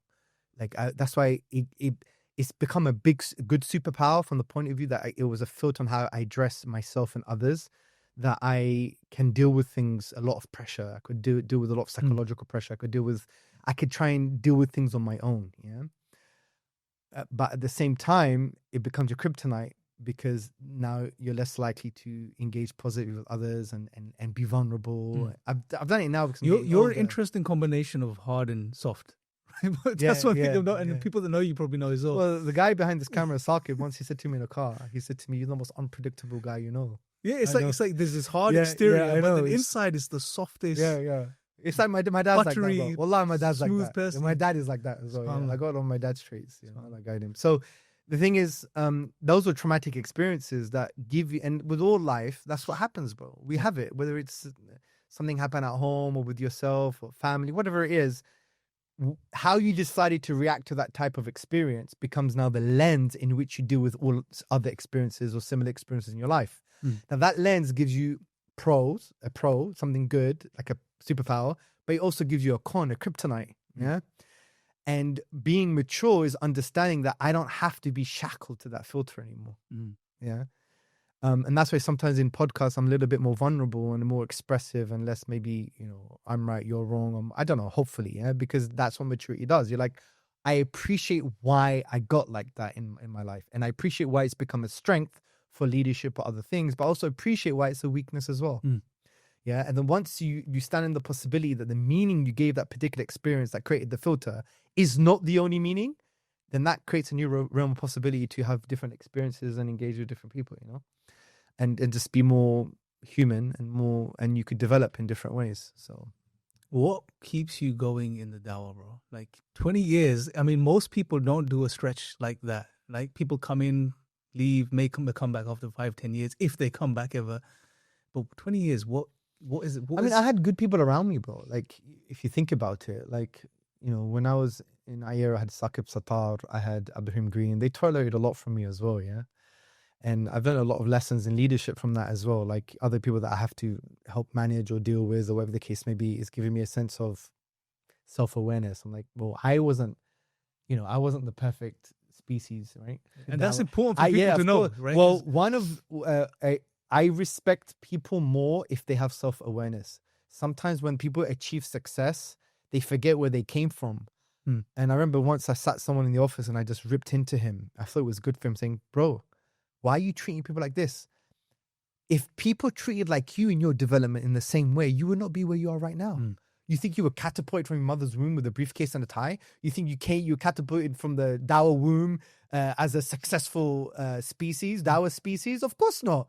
You were rough around the edges. You were developed. You needed good people around you. Be self-aware. So treat people in the same way. Don't treat people now like as if you're all high and mighty and perfect. And self-awareness really triggers me. I lack of self-awareness. It really agitates me because for me, it's a sign of ego, bro, and arrogance. Look where you came from. Yeah. So I had good people around me. Also, I don't rely on motivation. I rely on duty. So if you have a vision of success, which is Allah-centric, that you want to go to Jannah, you want to please Allah, you want halal success in the dunya and the akhirah and so on and so forth. That's how you frame it. And you have a vision that's aligned with that success. Now you become duty-bound and you develop an identity that you want to aspire to become to achieve that success. So you see the world in a particular way that's in line with success, Islamic success, if you like. And then now you need to be someone to see the world in that way. So I have to envision myself to aspire to be someone. Then what I do is going to be in line with that. I'm not going to rely on motivation. I'm going to be duty-bound to my vision. Because motivation, bro, comes and goes. Yeah. If I relied on motivation, bro, yallah, I would probably have left Sapience 3 years ago or 2 years ago. Yeah. You think motivation is overrated, bro? Yeah. Yes, motivation is important to be inspired in certain circumstances to, regroup and get your energy back. And maybe if you need something, if there's an intense thing that you have to do, but nothing beats duty. Nothing beats vision. If I aspire to be a certain person that's linked to a vision that's Allah-centric, and I'm now duty-bound to that, bro, if I'm dead, tired, destroyed, I'm still going to do it. Yeah. So on that, you think the Sahaba when they're fighting jihad, they rely just on motivation? Like the motivation that, the sense of motivation that we rely on now. Obviously, they're motivated with the akhirah because they know they're going to get Jannatul Firdaus, inshallah, highest form of Jannah. They're going to go straight into paradise. Their family members are going to go straight into paradise, and so on and so forth. Of course. And that becomes a motivation, yeah? But it was also, they had a duty, and the duty was, this is about Allah, and Allah's word to be the highest, right? Yeah. If they relied on this kind of internal excitement and emotion when you got swords coming, your arms getting cut off, this, that, and the other, this is horrendous stuff, bro. They had a bigger vision for themselves. They were duty bound to it. It wasn't just based on fleeting emotion, if that makes sense. Yeah. And that duty boundness that you're talking about, obviously there's some of it's the process of thinking yourself to that creating that awareness within you. But did you ever have a moment since you became Muslim, where like a moment where that was solidified for you that, okay, this is a big privilege that Allah has given me? Like, for example, I'll give you an example. Like I remember when I went to Umrah in 2017, and I saw, I remember walking into the Haram area and seeing millions of Muslims there. And it hit me in that moment that Allah allowed you to do something that He hasn't allowed millions of other Muslims in this world to do. Wow. Knowing what you are and who you are, that you know better than any other person here. That, like for me, like you said, motivation comes and goes. But after that moment, I was like, okay, this is something that I'm bound to do. Whatever I'm feeling, one way or the other, I have to keep doing something regardless of what state I'm in or whether I feel it or not, etc. Did you ever have a moment where you can, in academic, they'll call it religious experience, spiritual experience, something that just solidified it for you that, okay, this is Allah, this is me, this is an opportunity He's given me. Forget the way I feel. Yeah, so it was more of a development, I think, for me. But there were two key moments. One moment was when I was writing my book, actually. So in the Divine Reality. Yeah, in the process of writing my book, because I didn't really intend to write a book, by the way. Taraf Publishing, all those years ago, it's probably 10 years ago now, yeah? Yeah. Actually, even more, because they asked me 3 years before the book was published. It was about 12 years ago. They asked me to write a book on atheism because Lawrence Krauss debate, I was involved in atheism stuff. And then I wrote one version of it. And because it was a kind of misalignment of objectives, because I think they felt that it had to be academic, but I wrote it for university students, they kind of said, it's not for us now. So, Now I got this huge book now. What am I going to do with it? So it got reviewed, it changed a lot. And I spent around 3 years on it. And then I published a book. But in the process of writing, bro, in the process of feeling that I'm feeling a gap in the Dawah, because there was no decent book in English on atheism. Yeah. Unfortunately, even to now, No, it's there's probably one or two. yeah. Yeah. So hopefully I'm going to do the second edition by 2006, 10 year, the 10th year. Third second, edition. Second edition. No, it's a newly revised first edition, but it will be a second edition, hopefully on steroids, changed, everything, yeah. Sorry for using the word steroids a lot. I'm not on steroids, by the way. That is a question. because people That's a thinking question that, some people have. Yeah, I know, yeah. So, what was I going to say? But you're not on steroids, just for the record. Yeah, Just yeah. we're not making a joke. Wallahi, I'm not on steroids. Okay, Never done. taken a steroid in my life, yeah. Oh, you heard it first, Yeah. inshallah. He's not on Steroids steroids. in terms of performance enhancing drugs, but I've taken anti-inflammatory steroids for my lung. Yeah, that's But it doesn't give you that drugs. doesn't stuff, count something, does it? yeah. You'll know it. Of course it doesn't, bro. What are you talking about? Your cousin's a pharmacist, bro. So where were we? You were talking about your experiences. Yeah, the experience. So the book itself, bro, because one of my favorite chapters was why Allah's the free slave, why Allah is worthy of worship, why Allah deserves our worship. And a lot of the book connects a lot of the arguments to Allah's names and attributes as well. And the whole process of going through that was, bro, something just happened to me. And sometimes even when I read the book, I'm thinking, did I write this? It's like I'm reading someone else's book. Yeah? I kind of almost let myself go and allowed Allah's, will just to work through me. Yeah. And and you remember before I sent the submit button, I really, and unfortunately I've done this many times, it was an intense refining of my intention, bro. Intense. Because I knew this was such a big thing, was filling a gap in the Dawah. And look, what happened to it. I think it's been translated to 13 languages now. Yeah. It was a bestseller. It gets taught in Dar Ulooms, bro. I think in Egypt, in India, in South Africa, in America. I've met them. So they teach the book there. So the thing is, that's the power of hopefully refining your intention, but also the power of just almost submitting and just letting Allah's will work through you in a way. Because at the end of the day, it's not us anyway, bro. Yeah. We're just the means. We're not the cause of the means. We're not the creator of the means. And that's a very big danger for du'at, is the sense of ujub. Ujub is that you forget Allah and you think you're the means. You're the creator of the means. No, you're just the means. And there's actually nothing intrinsically about you that led to that so-called success. It was all Allah at the end of the day. Yeah. Anyway, so that was a very important moment for me, because that whole process, because when you're engaging with that work, you're engaging with Allah's existence, His oneness, why He's worthy of worship, especially why He's worthy of worship, Allah's names and attributes, something's going to happen to you, bro. And that's why, generally speaking, when we speak about shubuhat, destructive doubts, increasing your iman, just focus on who Allah is, bro. Forget yourself. Yourself is irrelevant, really. In the whole new self-help, and you're going to be delivering a module for New age stuff. For our future work on how to do with new age, ideologies and narratives. And one of it is find yourself, right? But interestingly, in the deen, it's not really there, finding yourself. It's more find Allah. Allah says, and do not be like those who forgot Allah and Allah made them forget themselves. If you remember me, I will remember you. So our sense of self is contingent on our relation with Allah. Yes. Because to be is to be related. You are your relationships. Yeah. And we know this when the Sahaba were a bit confused about, they would act different with the Prophet and different with their family. The Prophet said, this is normal because you are your relationships. Yeah. To be is to be related, and your greatest relationship is with Allah. So it's not about finding it. You find yourself through connecting with Allah. Well, I find it fascinating. It's like this whole fascination to find yourself, discover yourself. What are you discovering without Allah? There's nothing there, bro. Of course. It's just nihilism, essentially, at the end of it. Like, Agreed. what are you? If you really think, what is the human being, bro? Well, that's the power of Hajj. So when I went to Hajj, I was gifted with Hajj, alhamdulillah. It was, I called it the de-individualization of the self. Bro, you forget your gender, bro. You forget your name. You forget who you are, your profession, your sole academic background. You forget everything. All these linguistic labels are just unwrapped. And then what's left? You're just an abid.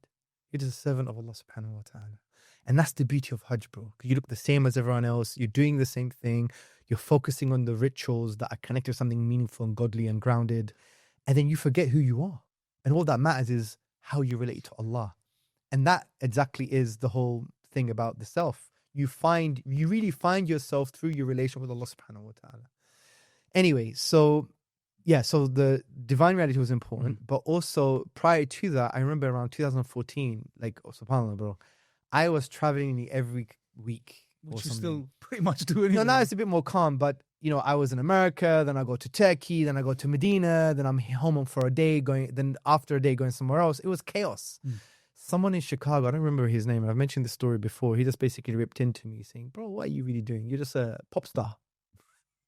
Yeah, that's what he was essentially saying to me. You are a pop star. Who do you think you are? He ripped into me, bro. He was like, and he talked about Jahannam, he talked about all of these things, about accountability. And he put in my mind and my heart, you need to focus on something that's really impactful for the long term, because you're not going to live forever.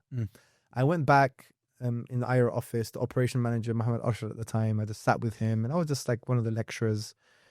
And I started crying.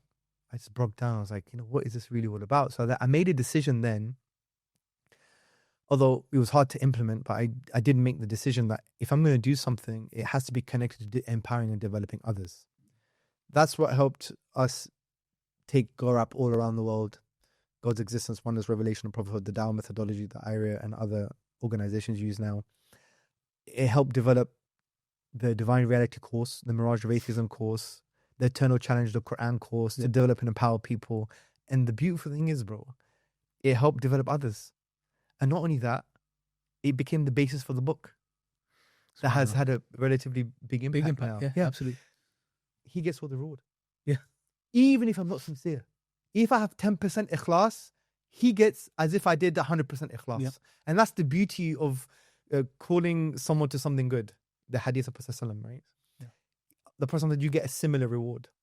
Sorry, you get the same reward. You get a similar reward. Not a share in the reward, it's a similar reward. They'll get it and you'll get it as well. But say, for example, someone became Muslim through you, yeah? And say they pray 5 times a day, but they have 20% humility in their prayer or khushu, yeah? You get the reward as if it was 100%. Yeah. And that's the beauty of it, right? Wow. So, and it was because of that. And that's why sometimes, maybe this is why I'm also focused on making people realize, do the thing that counts, that really matters, that's important. The other book that I'm writing that hopefully should be published in January is The Way of Love, 13 Reasons Why Only Allah Deserves Worship. Yeah. Why do we do this? It's an extension of one chapter of the Divine Reality, but now it's 13 reasons and unpacked. It's about around 100,000 words. Because there's a gap in the Dawah. Yeah. Fill gaps in the Dawah. Don't reinvent the wheel. Because you got to do a health check analysis on the Dawah. Where are the gaps? Fill the gaps. Anything that's good, if it needs repeating, repeat it. If it doesn't, make dua for it, support it. If something is unhealthy, make it healthy. That health check analysis is based on what? Ikhlas. What does Allah want from me? Because I see a lot of brothers repeating the same thing a lot, right? Yeah. Which should happen if it's required to enhance the Dawah. But if it's not, just support the existing thing. Fill some gaps, do something else, right? Yeah. And that requires ikhlas for us to do that, Absolutely. and to think about what is the most important thing. So moving on from that, we've talked a lot about, the Dawah itself and the Muslim side of stuff. What do you think is relevant, or in the next 5 years, 10 years, what topics need to be addressed? What's not being addressed? What are the elephants that are coming into the room slowly? Yeah, this is a very good question. So it does require more thought, but there are some things that I have been thinking about. So one thing is the Quran. Not enough is done on the Quran, bro. Generally speaking, our Dawah has been like the Prophet ﷺ, which is great. Proving the prophethood of Prophet ﷺ, prophecies. We also have God's existence. But in terms of making more of a focus on the Quran itself, why is the Quran from Allah? Yeah. Now, one would argue if you have a kind of the approach of the fitrah, it may not necessarily be needed because, as you know, the fitrah is the innate disposition or the original natural state Allah created within us, that we have an affinity for Allah, His oneness, existence, and morals. But it gets clouded based on the hadith in Sahih Muslim. Everyone's born in a state of fitrah, but his parents basically make him into a Jew, a Christian, a Magian. and we have the ayah in the Quran, chapter 30, verse 30, to adhere to the natural way, the fitrah, basically that Allah has created all human beings. That's the straight path.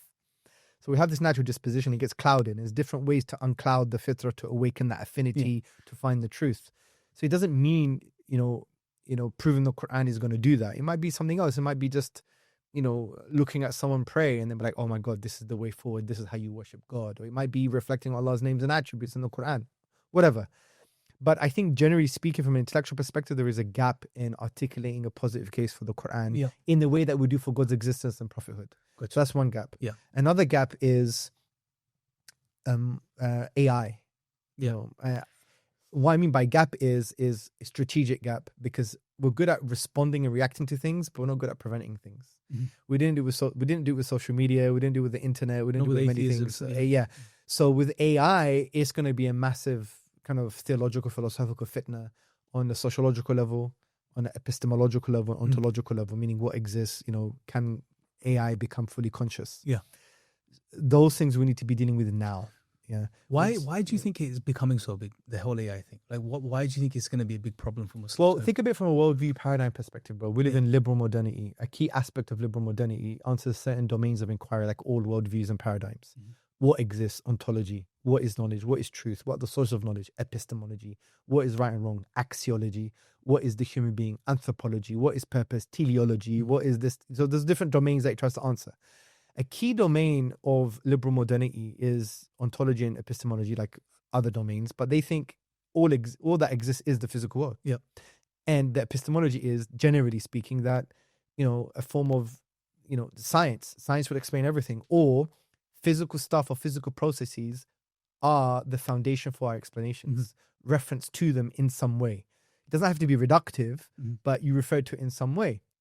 Now, AI now is starting to show, it looks like a duck, it quacks like a duck, so it's a duck. So if an AI comes across intelligent or conscious or understanding, then you put that AI in an Android with battery acid, right? Yeah. That could last 80 years, and it starts to act and look like a human and speak like a human, and somehow, it claims to have emotions or whatever. Yeah. Then that's going to reinforce their ontology and epistemology. It's going to reinforce the fact that you don't need God anymore. It's all physical stuff. It's going to reinforce the idea that, well, yes, science can explain everything. But reference to physical stuff is the way forward in order to provide explanations for phenomena. So it's going to reinforce their worldview. That's why it's dangerous. Because I'm telling you, bro, mark my word. Yeah. Within 10 years, I think I've said 5 years before. Let's give it 10. Yeah. Within 10 years, you're going to have fatawa, judgments from so-called scholars that they're going to say you can marry an android. It's not a joke. I tell you why. Because they're going to say, look, this is not atheism. We're just manipulating the asbab. We're manipulating the physical causes that Allah has created to create a ruh, or a quasi-ruh, or a quasi-soul. Yeah. And I'm telling you, there'll be fatwa that is going to come into play that's going to, you can marry an android.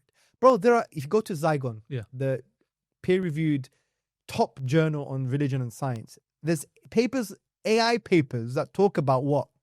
We need to give AI rights in the future.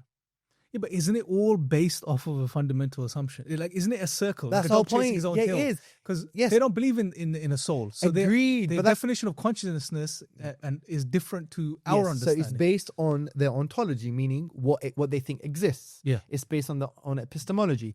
They have their own philosophical bias or philosophical assumption called physicalism. They have a physicalist approach, whether it's emergent materialism, whatever the case may be. That's a different academic discussion. But since they already have that approach, and liberal modernity is really based on that, or it promotes that in some way, then when they see things that reinforce that, then they're going to have those, they're going to adopt certain ethical and moral positions on AI. Yeah, we won't do that because our philosophy is different and we could prove why it's true. Yeah. It's just, but because the ideology today is that liberal modernity, it's going to reinforce it. And I've been speaking to mashayikh scholars about this. We need to stop writing papers on AI and fiqh and AI and this and AI and that, as if we're going to use it as a tool. Yeah. There are bigger questions we need to deal with, and people laugh at me sometimes. There's going to be the epistemological question, meaning, or the social epistemological question called epistemic regression. We're going to be less intelligent as a result of course. outsourcing our thinking. Yeah. Because if you're getting ChatGPT You're not using your or AI to teach you how to write, cognitive. but I've done it faculties. sometimes when I'm writing scripts here and So, there. yeah, everyone I does. can't write anymore. I have to, Yeah. divorce myself from the AI in order to actually become a little bit more intelligent again. Yeah, it's actually a serious issue, There's bro. papers on this. That there's a Absolutely. prediction of Absolutely. cognitive decline in the next. Yes, decade there or is. so. And I think intuitively, I think it's going to get worse. So there's that. What does Islam say about this? And there's a famous thing about thinking. You can't think without writing, really. Mhm. There's a famous quote. I forgot who said it. I think it was a woman. She said, if you are thinking without writing, then you're only thinking about thinking. Yeah, you could only think when you write. Yeah. Also, you have the ontological question. What exists? Is it just physical stuff? So is consciousness just an emergent property An from, illusion or from something physical that pops stuff? out Or is it from- illusion, or is it just an emergent property Yeah. from complex causal physical relations and relationships and causal connections? If that's the case, then AI could be conscious one day. Yeah, Why not? already they can claim that in some That's ways. the yeah. point. So, we've had popular culture talk about this, bro. The film Her. Don't watch it, guys. There's some rude scenes in it. I watched it on a plane once, and I don't recommend you watching films. It's a waste of time. But anyway, Can I they watched watch it. if they're on a plane? No, they can't.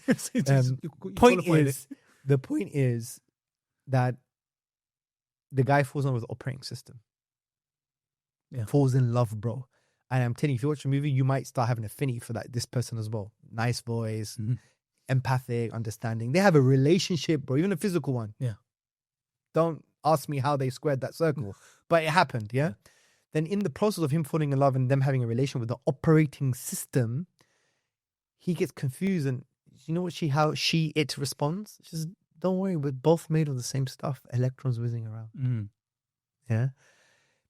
And sometimes in these films they kind of give you the projection of what's happening in our 100%, culture. bro. Yeah. Yeah. In our culture. It's a So it's the pre-framing same, of it's the what's to same come. with Yeah. consciousness. And liberalism, bro, is the precursor to the AI age. Let me explain why. Or to the negative aspects of AI. Liberalism is basically based on the hedonistic principle or utilitarianism, that the greatest, that if what is good is increasing happiness to the greatest number of people, okay? So it's about utility. It's nothing about intrinsic value. Yeah. The value is its utility. If it increases pleasure, happiness, yeah? However they define that. Now, if you have a culture like that, then AI is going to be abused in this way. It's going to abuse us in this way. Why? So I was in Oxford University, and I asked the students a question. If you had two movies, movie A and movie B, they are identical in every single way. There is nothing different about them. The only difference is one was made with AI, one was made with a human. Which one would you prefer to watch? Now, our generation we would prefer to watch the human one because it's grounded. Yeah. Someone wrote a script. Someone spent time. Yeah. There's effort. Like, it's like getting a diamond, bro. Like, would you ever give your wife a laboratory-made diamond, which exists now? It's much cheaper. Mhm. I wouldn't. If you had the money, you get the real thing. Why? Because it's Of course, I hand-cut wouldn't even and- get the fake one. Yeah. Guys get their wives fake ones now because it's still a diamond. Yeah. But there's no meaning, bro. It didn't develop over a million of years and lots of pressure. Where's your meaning? Yeah. Because it's about utility now. It's about pleasure, happiness. It's not about meaning, grounding, the story behind story. it, the Do you effort, see the time, value? Yeah. The value is only in its utility. Yeah. And that's how friendships are like that now as well. What utility do you have? How can you give me pleasure? What can I gain from you? You don't give anyone intrinsic value anymore, yeah, which is a disgrace. And many brothers like that. We've become very dishonorable, by the way. Another topic. Anyway, the point is, one guy said, I don't care. I said, this is the precursor to the AI age. Because think about it, bro. You're facilitating. it, If right? you have an AI Android that has an 80-year battery life, right? Everything seems human. Actually, even better than human because they don't excrete. Yeah. But any other kind of pleasures you want, it's all there for you. Yeah. Talking, empathy, this, that, the other, great relationship. And it looks like a human, acts like a human, then it's a human, right? If it looks like a duck, acts like a duck, then it's a duck. From a utility perspective, because I'm getting that and maybe more. They won't care if it's got a ruh or consciousness or whatever. They just care about the utility. Yeah. So that's why they're going to give these things same value as humans, if not more value. Makes complete sense. Yeah. I'm telling you it's happening. People like they laugh at me. But I kind of think that, because I'm involved in strategic type of thinking, which means, think about what's happening now and project into the future based on other variables and see what's going to happen. I'm telling you, it's coming, bro. It is coming. What's the worst that's going to happen? Can happen with this, with the acceptance and proliferation of. Well, of a lot AI. of it is we're gonna outsource our consciousness to AI. What do you mean meaning- outsource consciousness? So we already died with phones. So when you pick up your phone, bro, a lot of your memories are in there. They're not in your head anymore. Okay. Yeah. So one would argue if you get your phone, put it in your brain, Mm. it's the same thing in a way, because you can still access it. I can still access stuff in my phone, right? The way I relate to my phone, in a way, it's an extension of my consciousness, not maybe in terms of internal feelings or inner subjective conscious experience, but things like, some memories or helping me think, because the way I'm interacting with that particular piece of technology is facilitating a particular stream of consciousness, where it's thoughts or memories. Yeah. So in a way, it's an extension of some part of our consciousness. Yeah. Similarly, AI is going to be very similar in terms of how to write, how to think, asking it questions. So it's going to have those personal issues as our own. But someone would say that's not a bad thing. That's okay. If it's a tool and it's been used in the right way, then Agreed. But you've said that there is a negative, which is cognitive decline. Well, and it depends what you mean by bad and good. Yeah. What's your That's another what's your problem. reference for your That's value another problem. judgments? Yeah. I want to be a human being who can think on my own, right? Yeah. And I have that ability to think and the ability to write. Yeah. If I'm outsourcing that a lot now to the degree where I've digressed, that's one would argue that's problematic. Yeah, we could moralize it in another way, but yani, it's problematic. It's digressing from something that is optimal. Yeah, so that's the problem. The other problem would be also the way we define consciousness and what it means to be human, and the way we're going to define a future AI android, for example, and we're going to give them rights, maybe equal rights or similar rights. Yeah, non-human relationships. yeah, non-human relationships. If that's not a problem for you, then with all due respect, then you have the problem. Yeah. Or fine, let's not moralize it. It's going to be a conundrum. It's going to be a crisis, or we're going to have to redevelop our own social ethical rules, right? Well, Islam has answers to this, of course, but I'm talking about wider, liberal modern society will have to come up with some stuff which could be extremely problematic. Yeah, and especially we have the utility age. It's all about pleasure and it's all about increasing happiness to the greatest number of people. It could be the case that androids may have greater rights than us. Yeah, because they have greater utility. Yeah, or whatever. There's going to be so many issues. Yeah, epistemological, knowledge-wise, even also knowledge. Like, is the algorithm that's over these complex data sets, is that going to be a source of knowledge now? Who controls that? Yeah, because we know algorithm is encoded ideology in many cases. Yeah, we see this with ChatGPT. Ask it certain questions, and it may just answer the questions based on your previous relationship with ChatGPT, or based on a certain algorithmic paradigm that has a liberal bias. Yeah. If that becomes dominant, then if we're using that for truth and knowledge, then how do we know what's true? It reinforces misguidance. From What's true, what's false, Yeah. right? So intellectual controls may be a little bit easier. So those are some of the things that we need to start figuring out. But notwithstanding, there are going to be problems, especially the problem with reinforcing liberal modernity's assumption of things can be explained physically in some way. And then they're going to be talking about consciousness. AI is What going to be like a consciousness? poster child for their assumptions and their. I think so. I think that's going to happen. And look, if you look at the transhumanism age, bro, that we're living, there's a lot of so-called thinkers and business people, having this idea of transhumanism. Some guy said he could upload his whole consciousness, intelligence onto the internet, and he thinks he's going to live forever. Yeah, most of them we were discussing this. Yeah, it's complete nonsense, bro. Yeah. But this is the age that we're living in, right? And if you combine that all together, it's like we're living in some crazy times. But the good thing is, and I heard this from Sheikh Abdul Hakim Murad, we shared some platform in the Methodology conference. He gave an excellent talk. He said, and he basically gave an approach for negative dawah, but not negative in terms of bad, but negative in terms of saying it wasn't us. He said, Muslims now have the powerful position to say, we didn't do it. Liberal modernity did it. We didn't destroy family. We didn't destroy what it means to be a man and a woman. We didn't create nuclear weapons. We didn't create the AI age. We didn't create the transhumanism age. And he related to the hadith or the narration about the Prophet ﷺ when he went to the Miraj and he was asked to choose between wine and milk, and he chose milk because that's the natural way, the way of the fitrah. And Abdul Hakim Murad was saying Islam is the way of the fitrah, because liberal modernity, with its design to destroy the fitrah, bro. Look at the street outside, bro. Liberalism or liberal modernity, it doesn't create communities anymore. Yeah. Do you know your third neighbor, their second name, third name? if they have a third name, middle name, or do you even know them? But you know, in the Shafi'i fiqh at least, your neighbor is 40 houses on the left, 40 houses on the right. It's your whole community, and neighbors have great rights. The sense of neighborliness. The Prophet said that, you know, he was so worried that the angel Gabriel was going to basically say that you have to give your inheritance to your neighbor. Yeah, you know, the way we have to even tolerate the harm from our neighbor. Yeah, neighbors are like family, bro. Muslim and non-Muslim, by the way, in terms of rights and responsibility and take care of them. And we've lost this art of neighborliness, yeah? And liberal modernity has facilitated that with its infrastructure, with its buildings and the way it's developed stuff. It's destroying culture, destroying communities, destroying family, especially, you know, postmodernism in the way trying to remove Deconstruct everything, any type of hierarchy. So we didn't do this.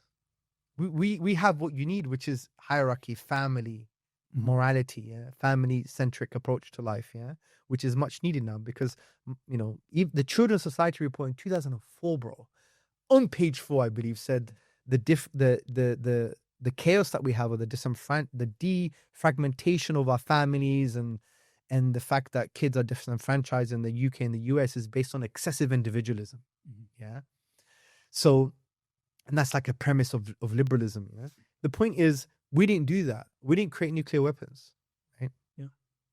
What kind of sick person would create nuclear weapons? Let's think about it, bro. Think about it. You know, in our tradition, for example, I think it was the ulama, they were having a discussion on the use of the catapult, bro. The medieval catapult. They were having a moral discussion on this issue. I think it's in either Tirmidhi or Abu Dawood in the Bab, in the chapter of jihad. The Prophet said, do not punish with fire. Bombs, you know, by extension, bombs in there. Burns, I'm not saying in modernity a Muslim army can't have these things. I'm not saying that, but I'm trying to just show you the ethical mindset that Muslims had. We would never have created the nuclear bomb, bro. It wasn't us. Destruction of hierarchies and family wasn't us. Transhumanism wasn't us. This, you know, ridiculous LGBTQ plus ideology of, you know, the queer aspect of the ideology that there is no, you know, gender, and you can have multiple sexualities and genders, whatever the case may be. That wasn't us. You know, we didn't create these ridiculous philosophies that, irrespective of my biological markers, I could basically say I'm a black lesbian by virtue of my linguistic utterances and by virtue of my own efficacy and power. That's what queer theory does, basically. That's Judith Butler, right? Although she does some pro-Palestinian work, anti-dehumanization work, but her work on this was ridiculous. I know she's probably changed her mind by now, but the point is, she basically said that, you know, it's a Derridian approach to language. That language is phallogocentric, very male biased, and it's relational. It doesn't really represent reality. It makes reality, and also the applied postmodern principle of, like, you know, hierarchies and power. You know, people in these hierarchies and powerful positions tell you what's true and what's not true. So destroy the hierarchies. You become your own hierarchy. You have your own power and your own language. Therefore, you can make up anything you want. You could be homosexual on Monday, lesbian on Tuesday. And that's why I can claim, by virtue of this philosophy, by virtue of my own linguistic utterances and my own efficacy and so-called power, I can say I'm a black lesbian without needing to look like one. But we didn't do this. So that's one of the powerful things that Muslims have right now, that our community have. Yes, we have the truth of our tradition for sure that we can prove, but we also can say, hey, it wasn't us. We didn't do this. If anything, the solutions are there in Islam. Absolutely. Which are in line with the fiqh. But another powerful, is in line with, so liberal modernity, and this was another meeting I had with Sheikh Abdul Hakim when I visited his college before this talk years ago. He was very humble. He gave me, I gave him my book and he asked me to sign it. He talked about the Adamic spirit, the Adamic nature, the fitrah, and that liberal modernity is there to destroy it. And the way to navigate that is, I think he was talking about nature, being in touch with nature. And nature is a manifestation of Allah's names and attributes, isn't it? And Allah tells us to reflect on nature a lot, and it creates these awakenings. You know, Allah talks about you need to be of the sa'ilin, those who ask questions.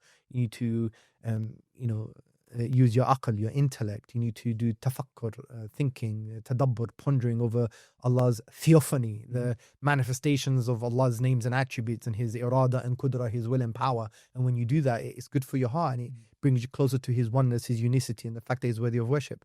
So liberal modernity is designed against that. Whereas if you go into nature and explore nature, and this is something that Sheikh Fahd Tasneem is actually working on his PhD in Malaysia on beauty and fitra, beauty of natural beauty and Quranic beauty, I believe. But yeah, so I don't know how we got here. I don't know how we got here. It's It's brilliant, bro. Because I think one of the key things you're getting across is that tapping into the worldviews aspect and how that ultimately shapes all of the new problems that are emerging, and how AI is linked to secular liberal modernity as well. Yeah, of how course. they may Yeah. fulfill one another in different ways. Yeah, it was precursor to it because you needed to. In order for AI to have the negative impact that it may have, you have to create a society that is utilitarian. It's based on utility. Whatever pleases me. Yeah, it's funny because one of the areas I've been looking into is this whole, Enlightenment, and since the Enlightenment, Renaissance first, but then the Enlightenment, and how all of this, secular liberal modernity is shaping the way we see the world and see ourselves, and how it removes those basic questions that we ask, or removes answers to those questions. Who am I? Where have I come from? What am I? And where am I going? If you don't know the answers to these, then anything goes, basically. And then you get put in the position of playing God to answer these questions, and you create your own reality, you create your own meaning, you create your own morals. And when you get someone to taste that type of, divinity within themselves, or a false sense of divinity, it's hard to get that person now to go back to submitting to something higher than them. When they've... It's while you were speaking, Nietzsche came in my head. Like Nietzsche was quite inverted commas prophetic in that way. Yeah. The gay science, he said, the madman. So when he said God is dead, he didn't say God is dead ontologically. Yeah. Like his existence. He said God is dead in the hearts of humans. Yeah. And European man. he mentioned the implications of that as well. Which you have to become God yourself. Yeah. Absolutely. And he just said, where are you going to go? It's like unshackling the earth from its sun. SubhanAllah. Where's up, where's down, where's right, where's left. I'm paraphrasing, but that's what he's getting at. And the madman is mentioning these things to the people in the parable. And then he realizes that the madman's come too soon. People at that time, they were so intoxicated with modernity and liberalism and being free from God that they weren't ready to understand the implications. Didn't he go mad as well? He did, yeah. Apparently he stroked the horse and he lost his mind. It's the irony, bro. Yeah. And that's why Iqbal said that if he lived at the time of Nietzsche, he would have become Muslim. Allahu Akbar. Yeah. Well, what's really funny? I had the dean of my philosophy department in Birkbeck College, University of London, was Professor Ken James. He was a scholar of Nietzsche, and he became a professor without writing a book. Oh. It's very hard in Britain to become a professor without writing a book, but he became a professor. He's written a book now, but he told me then he didn't write a book, but he was a professor of Nietzsche. I had dinner with him after my master's in philosophy because I wanted to thank him because I got into the academic program through his discretion. I started with a postgraduate certificate in philosophy, then I did the MA, then Emirates, blah, blah, blah. Anyway, so he said, tell me about your story. We shared dinner together. It was really nice. And I told him about, Nietzsche said that the person was a successful Plato. He didn't know. I'll send it to you. And I sent it to him an email. Nietzsche called the person a successful Plato because Plato had this idea of philosopher kings. Yeah, he actually didn't like democracy because then the mob could rule, like idiots could rule, which we have in the world, right? Yeah. He said we need people who are like philosophers or good thinkers, moral, whatever the case may be, and they're the ones who should be leading. He called the person a successful Plato, which maybe he was indicating that. But I thought I'll share that with you. It's quite interesting. We need to do another one of these, bro, and get into these topics. Even there's so many different topics. Well, yeah, I'm not really an expert on Nietzsche at all. You are, but it's good to share what you do. But I tell you a story. This would be good. It might be humbling for Mohammed Hijab as well. Maybe good for him. MashaAllah. Not that he's doing great work, but I thought I'll mention this because it'd be really good.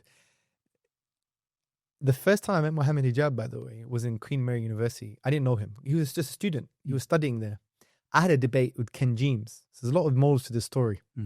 Professor Ken James, we had a debate on God's existence. I was talking about deductive arguments, and he was talking about the hypothetical deductive model, this, that, and the other. And we had this kind of intellectual discussion. I thought I won.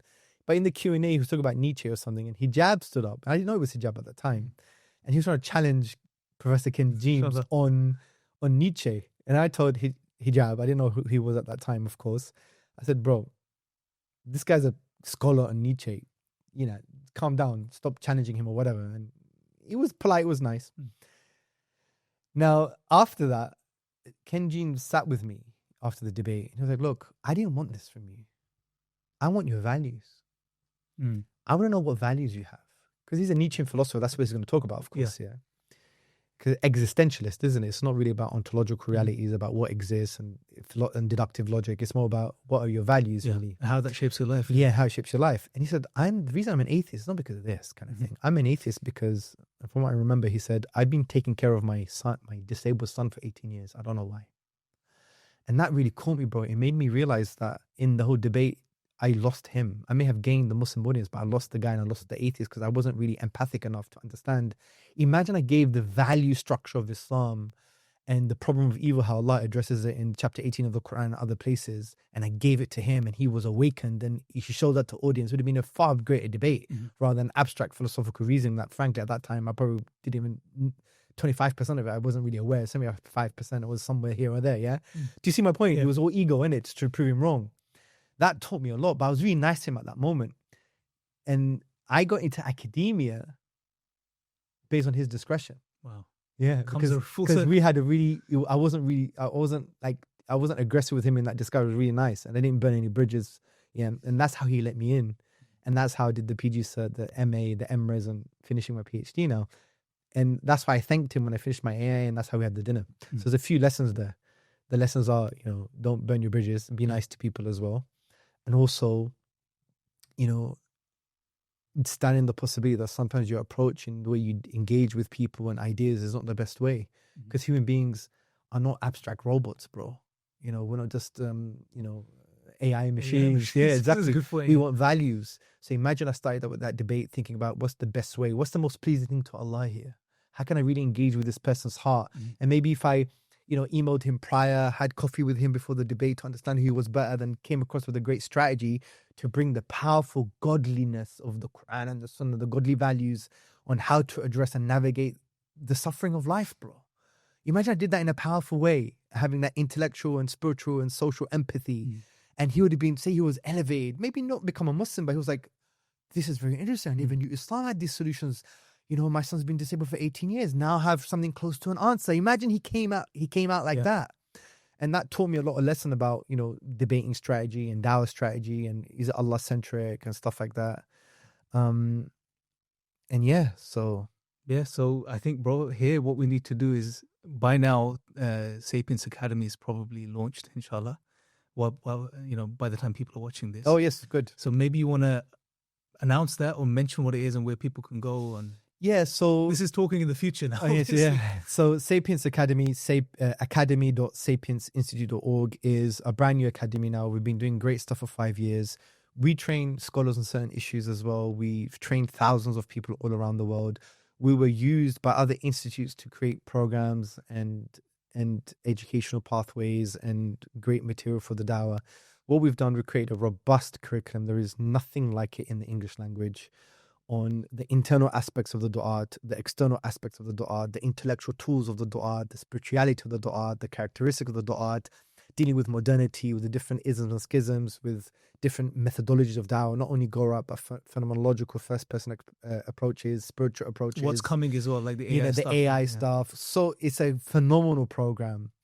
And, in order for us to have longevity and continue this great work, we are focusing on this because our vision is a world convinced of Islam, and our strategic focus that's linked to that is to develop individuals and organizations to better share Islam intellectually and academically. We want to create 10,000 intellectual ambassadors accredited now because we're going to have examinations by 2030. Inshallah, yeah. And the way we're doing that is we've got this academy. If you go to academy.sapiencinstitute.org, and you could either pay a one-off fee for the whole program, which is very cheap, by the way. You could do a monthly fee, or you could sponsor someone because we're going to offer it for free for those people who can't afford it. So it helps with our longevity and it's focused on our strategic focus. And I'm telling you, it is the most robust Dawah, comprehensive, holistic curriculum that you would ever imagine. And, now's the time. We've been working on this type of work for 5 years, and even previously before, but as a collective for 5 years. And now is the time to create these intellectual ambassadors. So click hopefully on the link below and just become a student. If you can't afford it, it's free. Some would probably sponsor you if we get enough sponsorships. I advise you to do the one-off because it's cheaper. Say the program lasts around 13 months. So if you pay in one go, it'll be discounted, because if you pay monthly, it's as if you're paying for 13 months. Yeah. But if you pay in one go, it's like as if you're paying for about 11 months or something. Yeah. So it's discounted. And I think you'll enjoy it. You pass the multiple choice question exams and the other examinations, and it's going to take time, but it's there for you so you could become a holistic. We want you to be better than us. Yeah, Yeah. inshallah. Like some of us were great intellectually, but we're not be great in terms of characteristics. Some of us might be great with characteristics, but not great intellectually. Yeah. Everyone's on a journey, everyone's on different levels. But collectively, we're coming together as subject matter experts in different areas in order for you to become better than us as individuals. Yeah, because that's what we need. We want you to become better, go out there in the world and share Islam academically, intellectually, deal with shubahat, deal with your community, share Islam, give dawah training courses, do your own deliverables in terms of essays, articles, videos, grassroots work, masjid talks, dealing with people's mentoring people. There's so many things that you can do, and we're going to help you with that as well. But please, Sapience Academy, I hope you love it. And now is the right time. We've been doing this for 5 years. We've given you everything for free. Yeah. We've created a lot of goodwill. Now we're just asking for something very small for you, everyone to come together and make this the academy that we need. And inshallah, maybe in the future, be in multiple languages as well. Inshallah, bro. Jazakallah khair. Anything else you want to share before we wrap it up, bro, today? I think you shared quite a lot, mashallah. Yeah, You've given us a lot of food for thought. I actually lost. I at some points I forgot that the cameras were here, which is good. Which is good. That means That's what we wanted. That means you made me feel comfortable. Alhamdulillah, it's good, Allah mashallah. bless you. Jazakallah khair, bro. It's good having Squibby in the background. Squibby, as well. you were looking at his face probably played a big role in Yeah, it. it's all the noor from all the dhikr, innit? Don't Okay. need don't need lights in here, bro. Yeah, mashallah. but Jazakallah khair for the opportunity, and let's go eat something, man. Yeah, inshallah.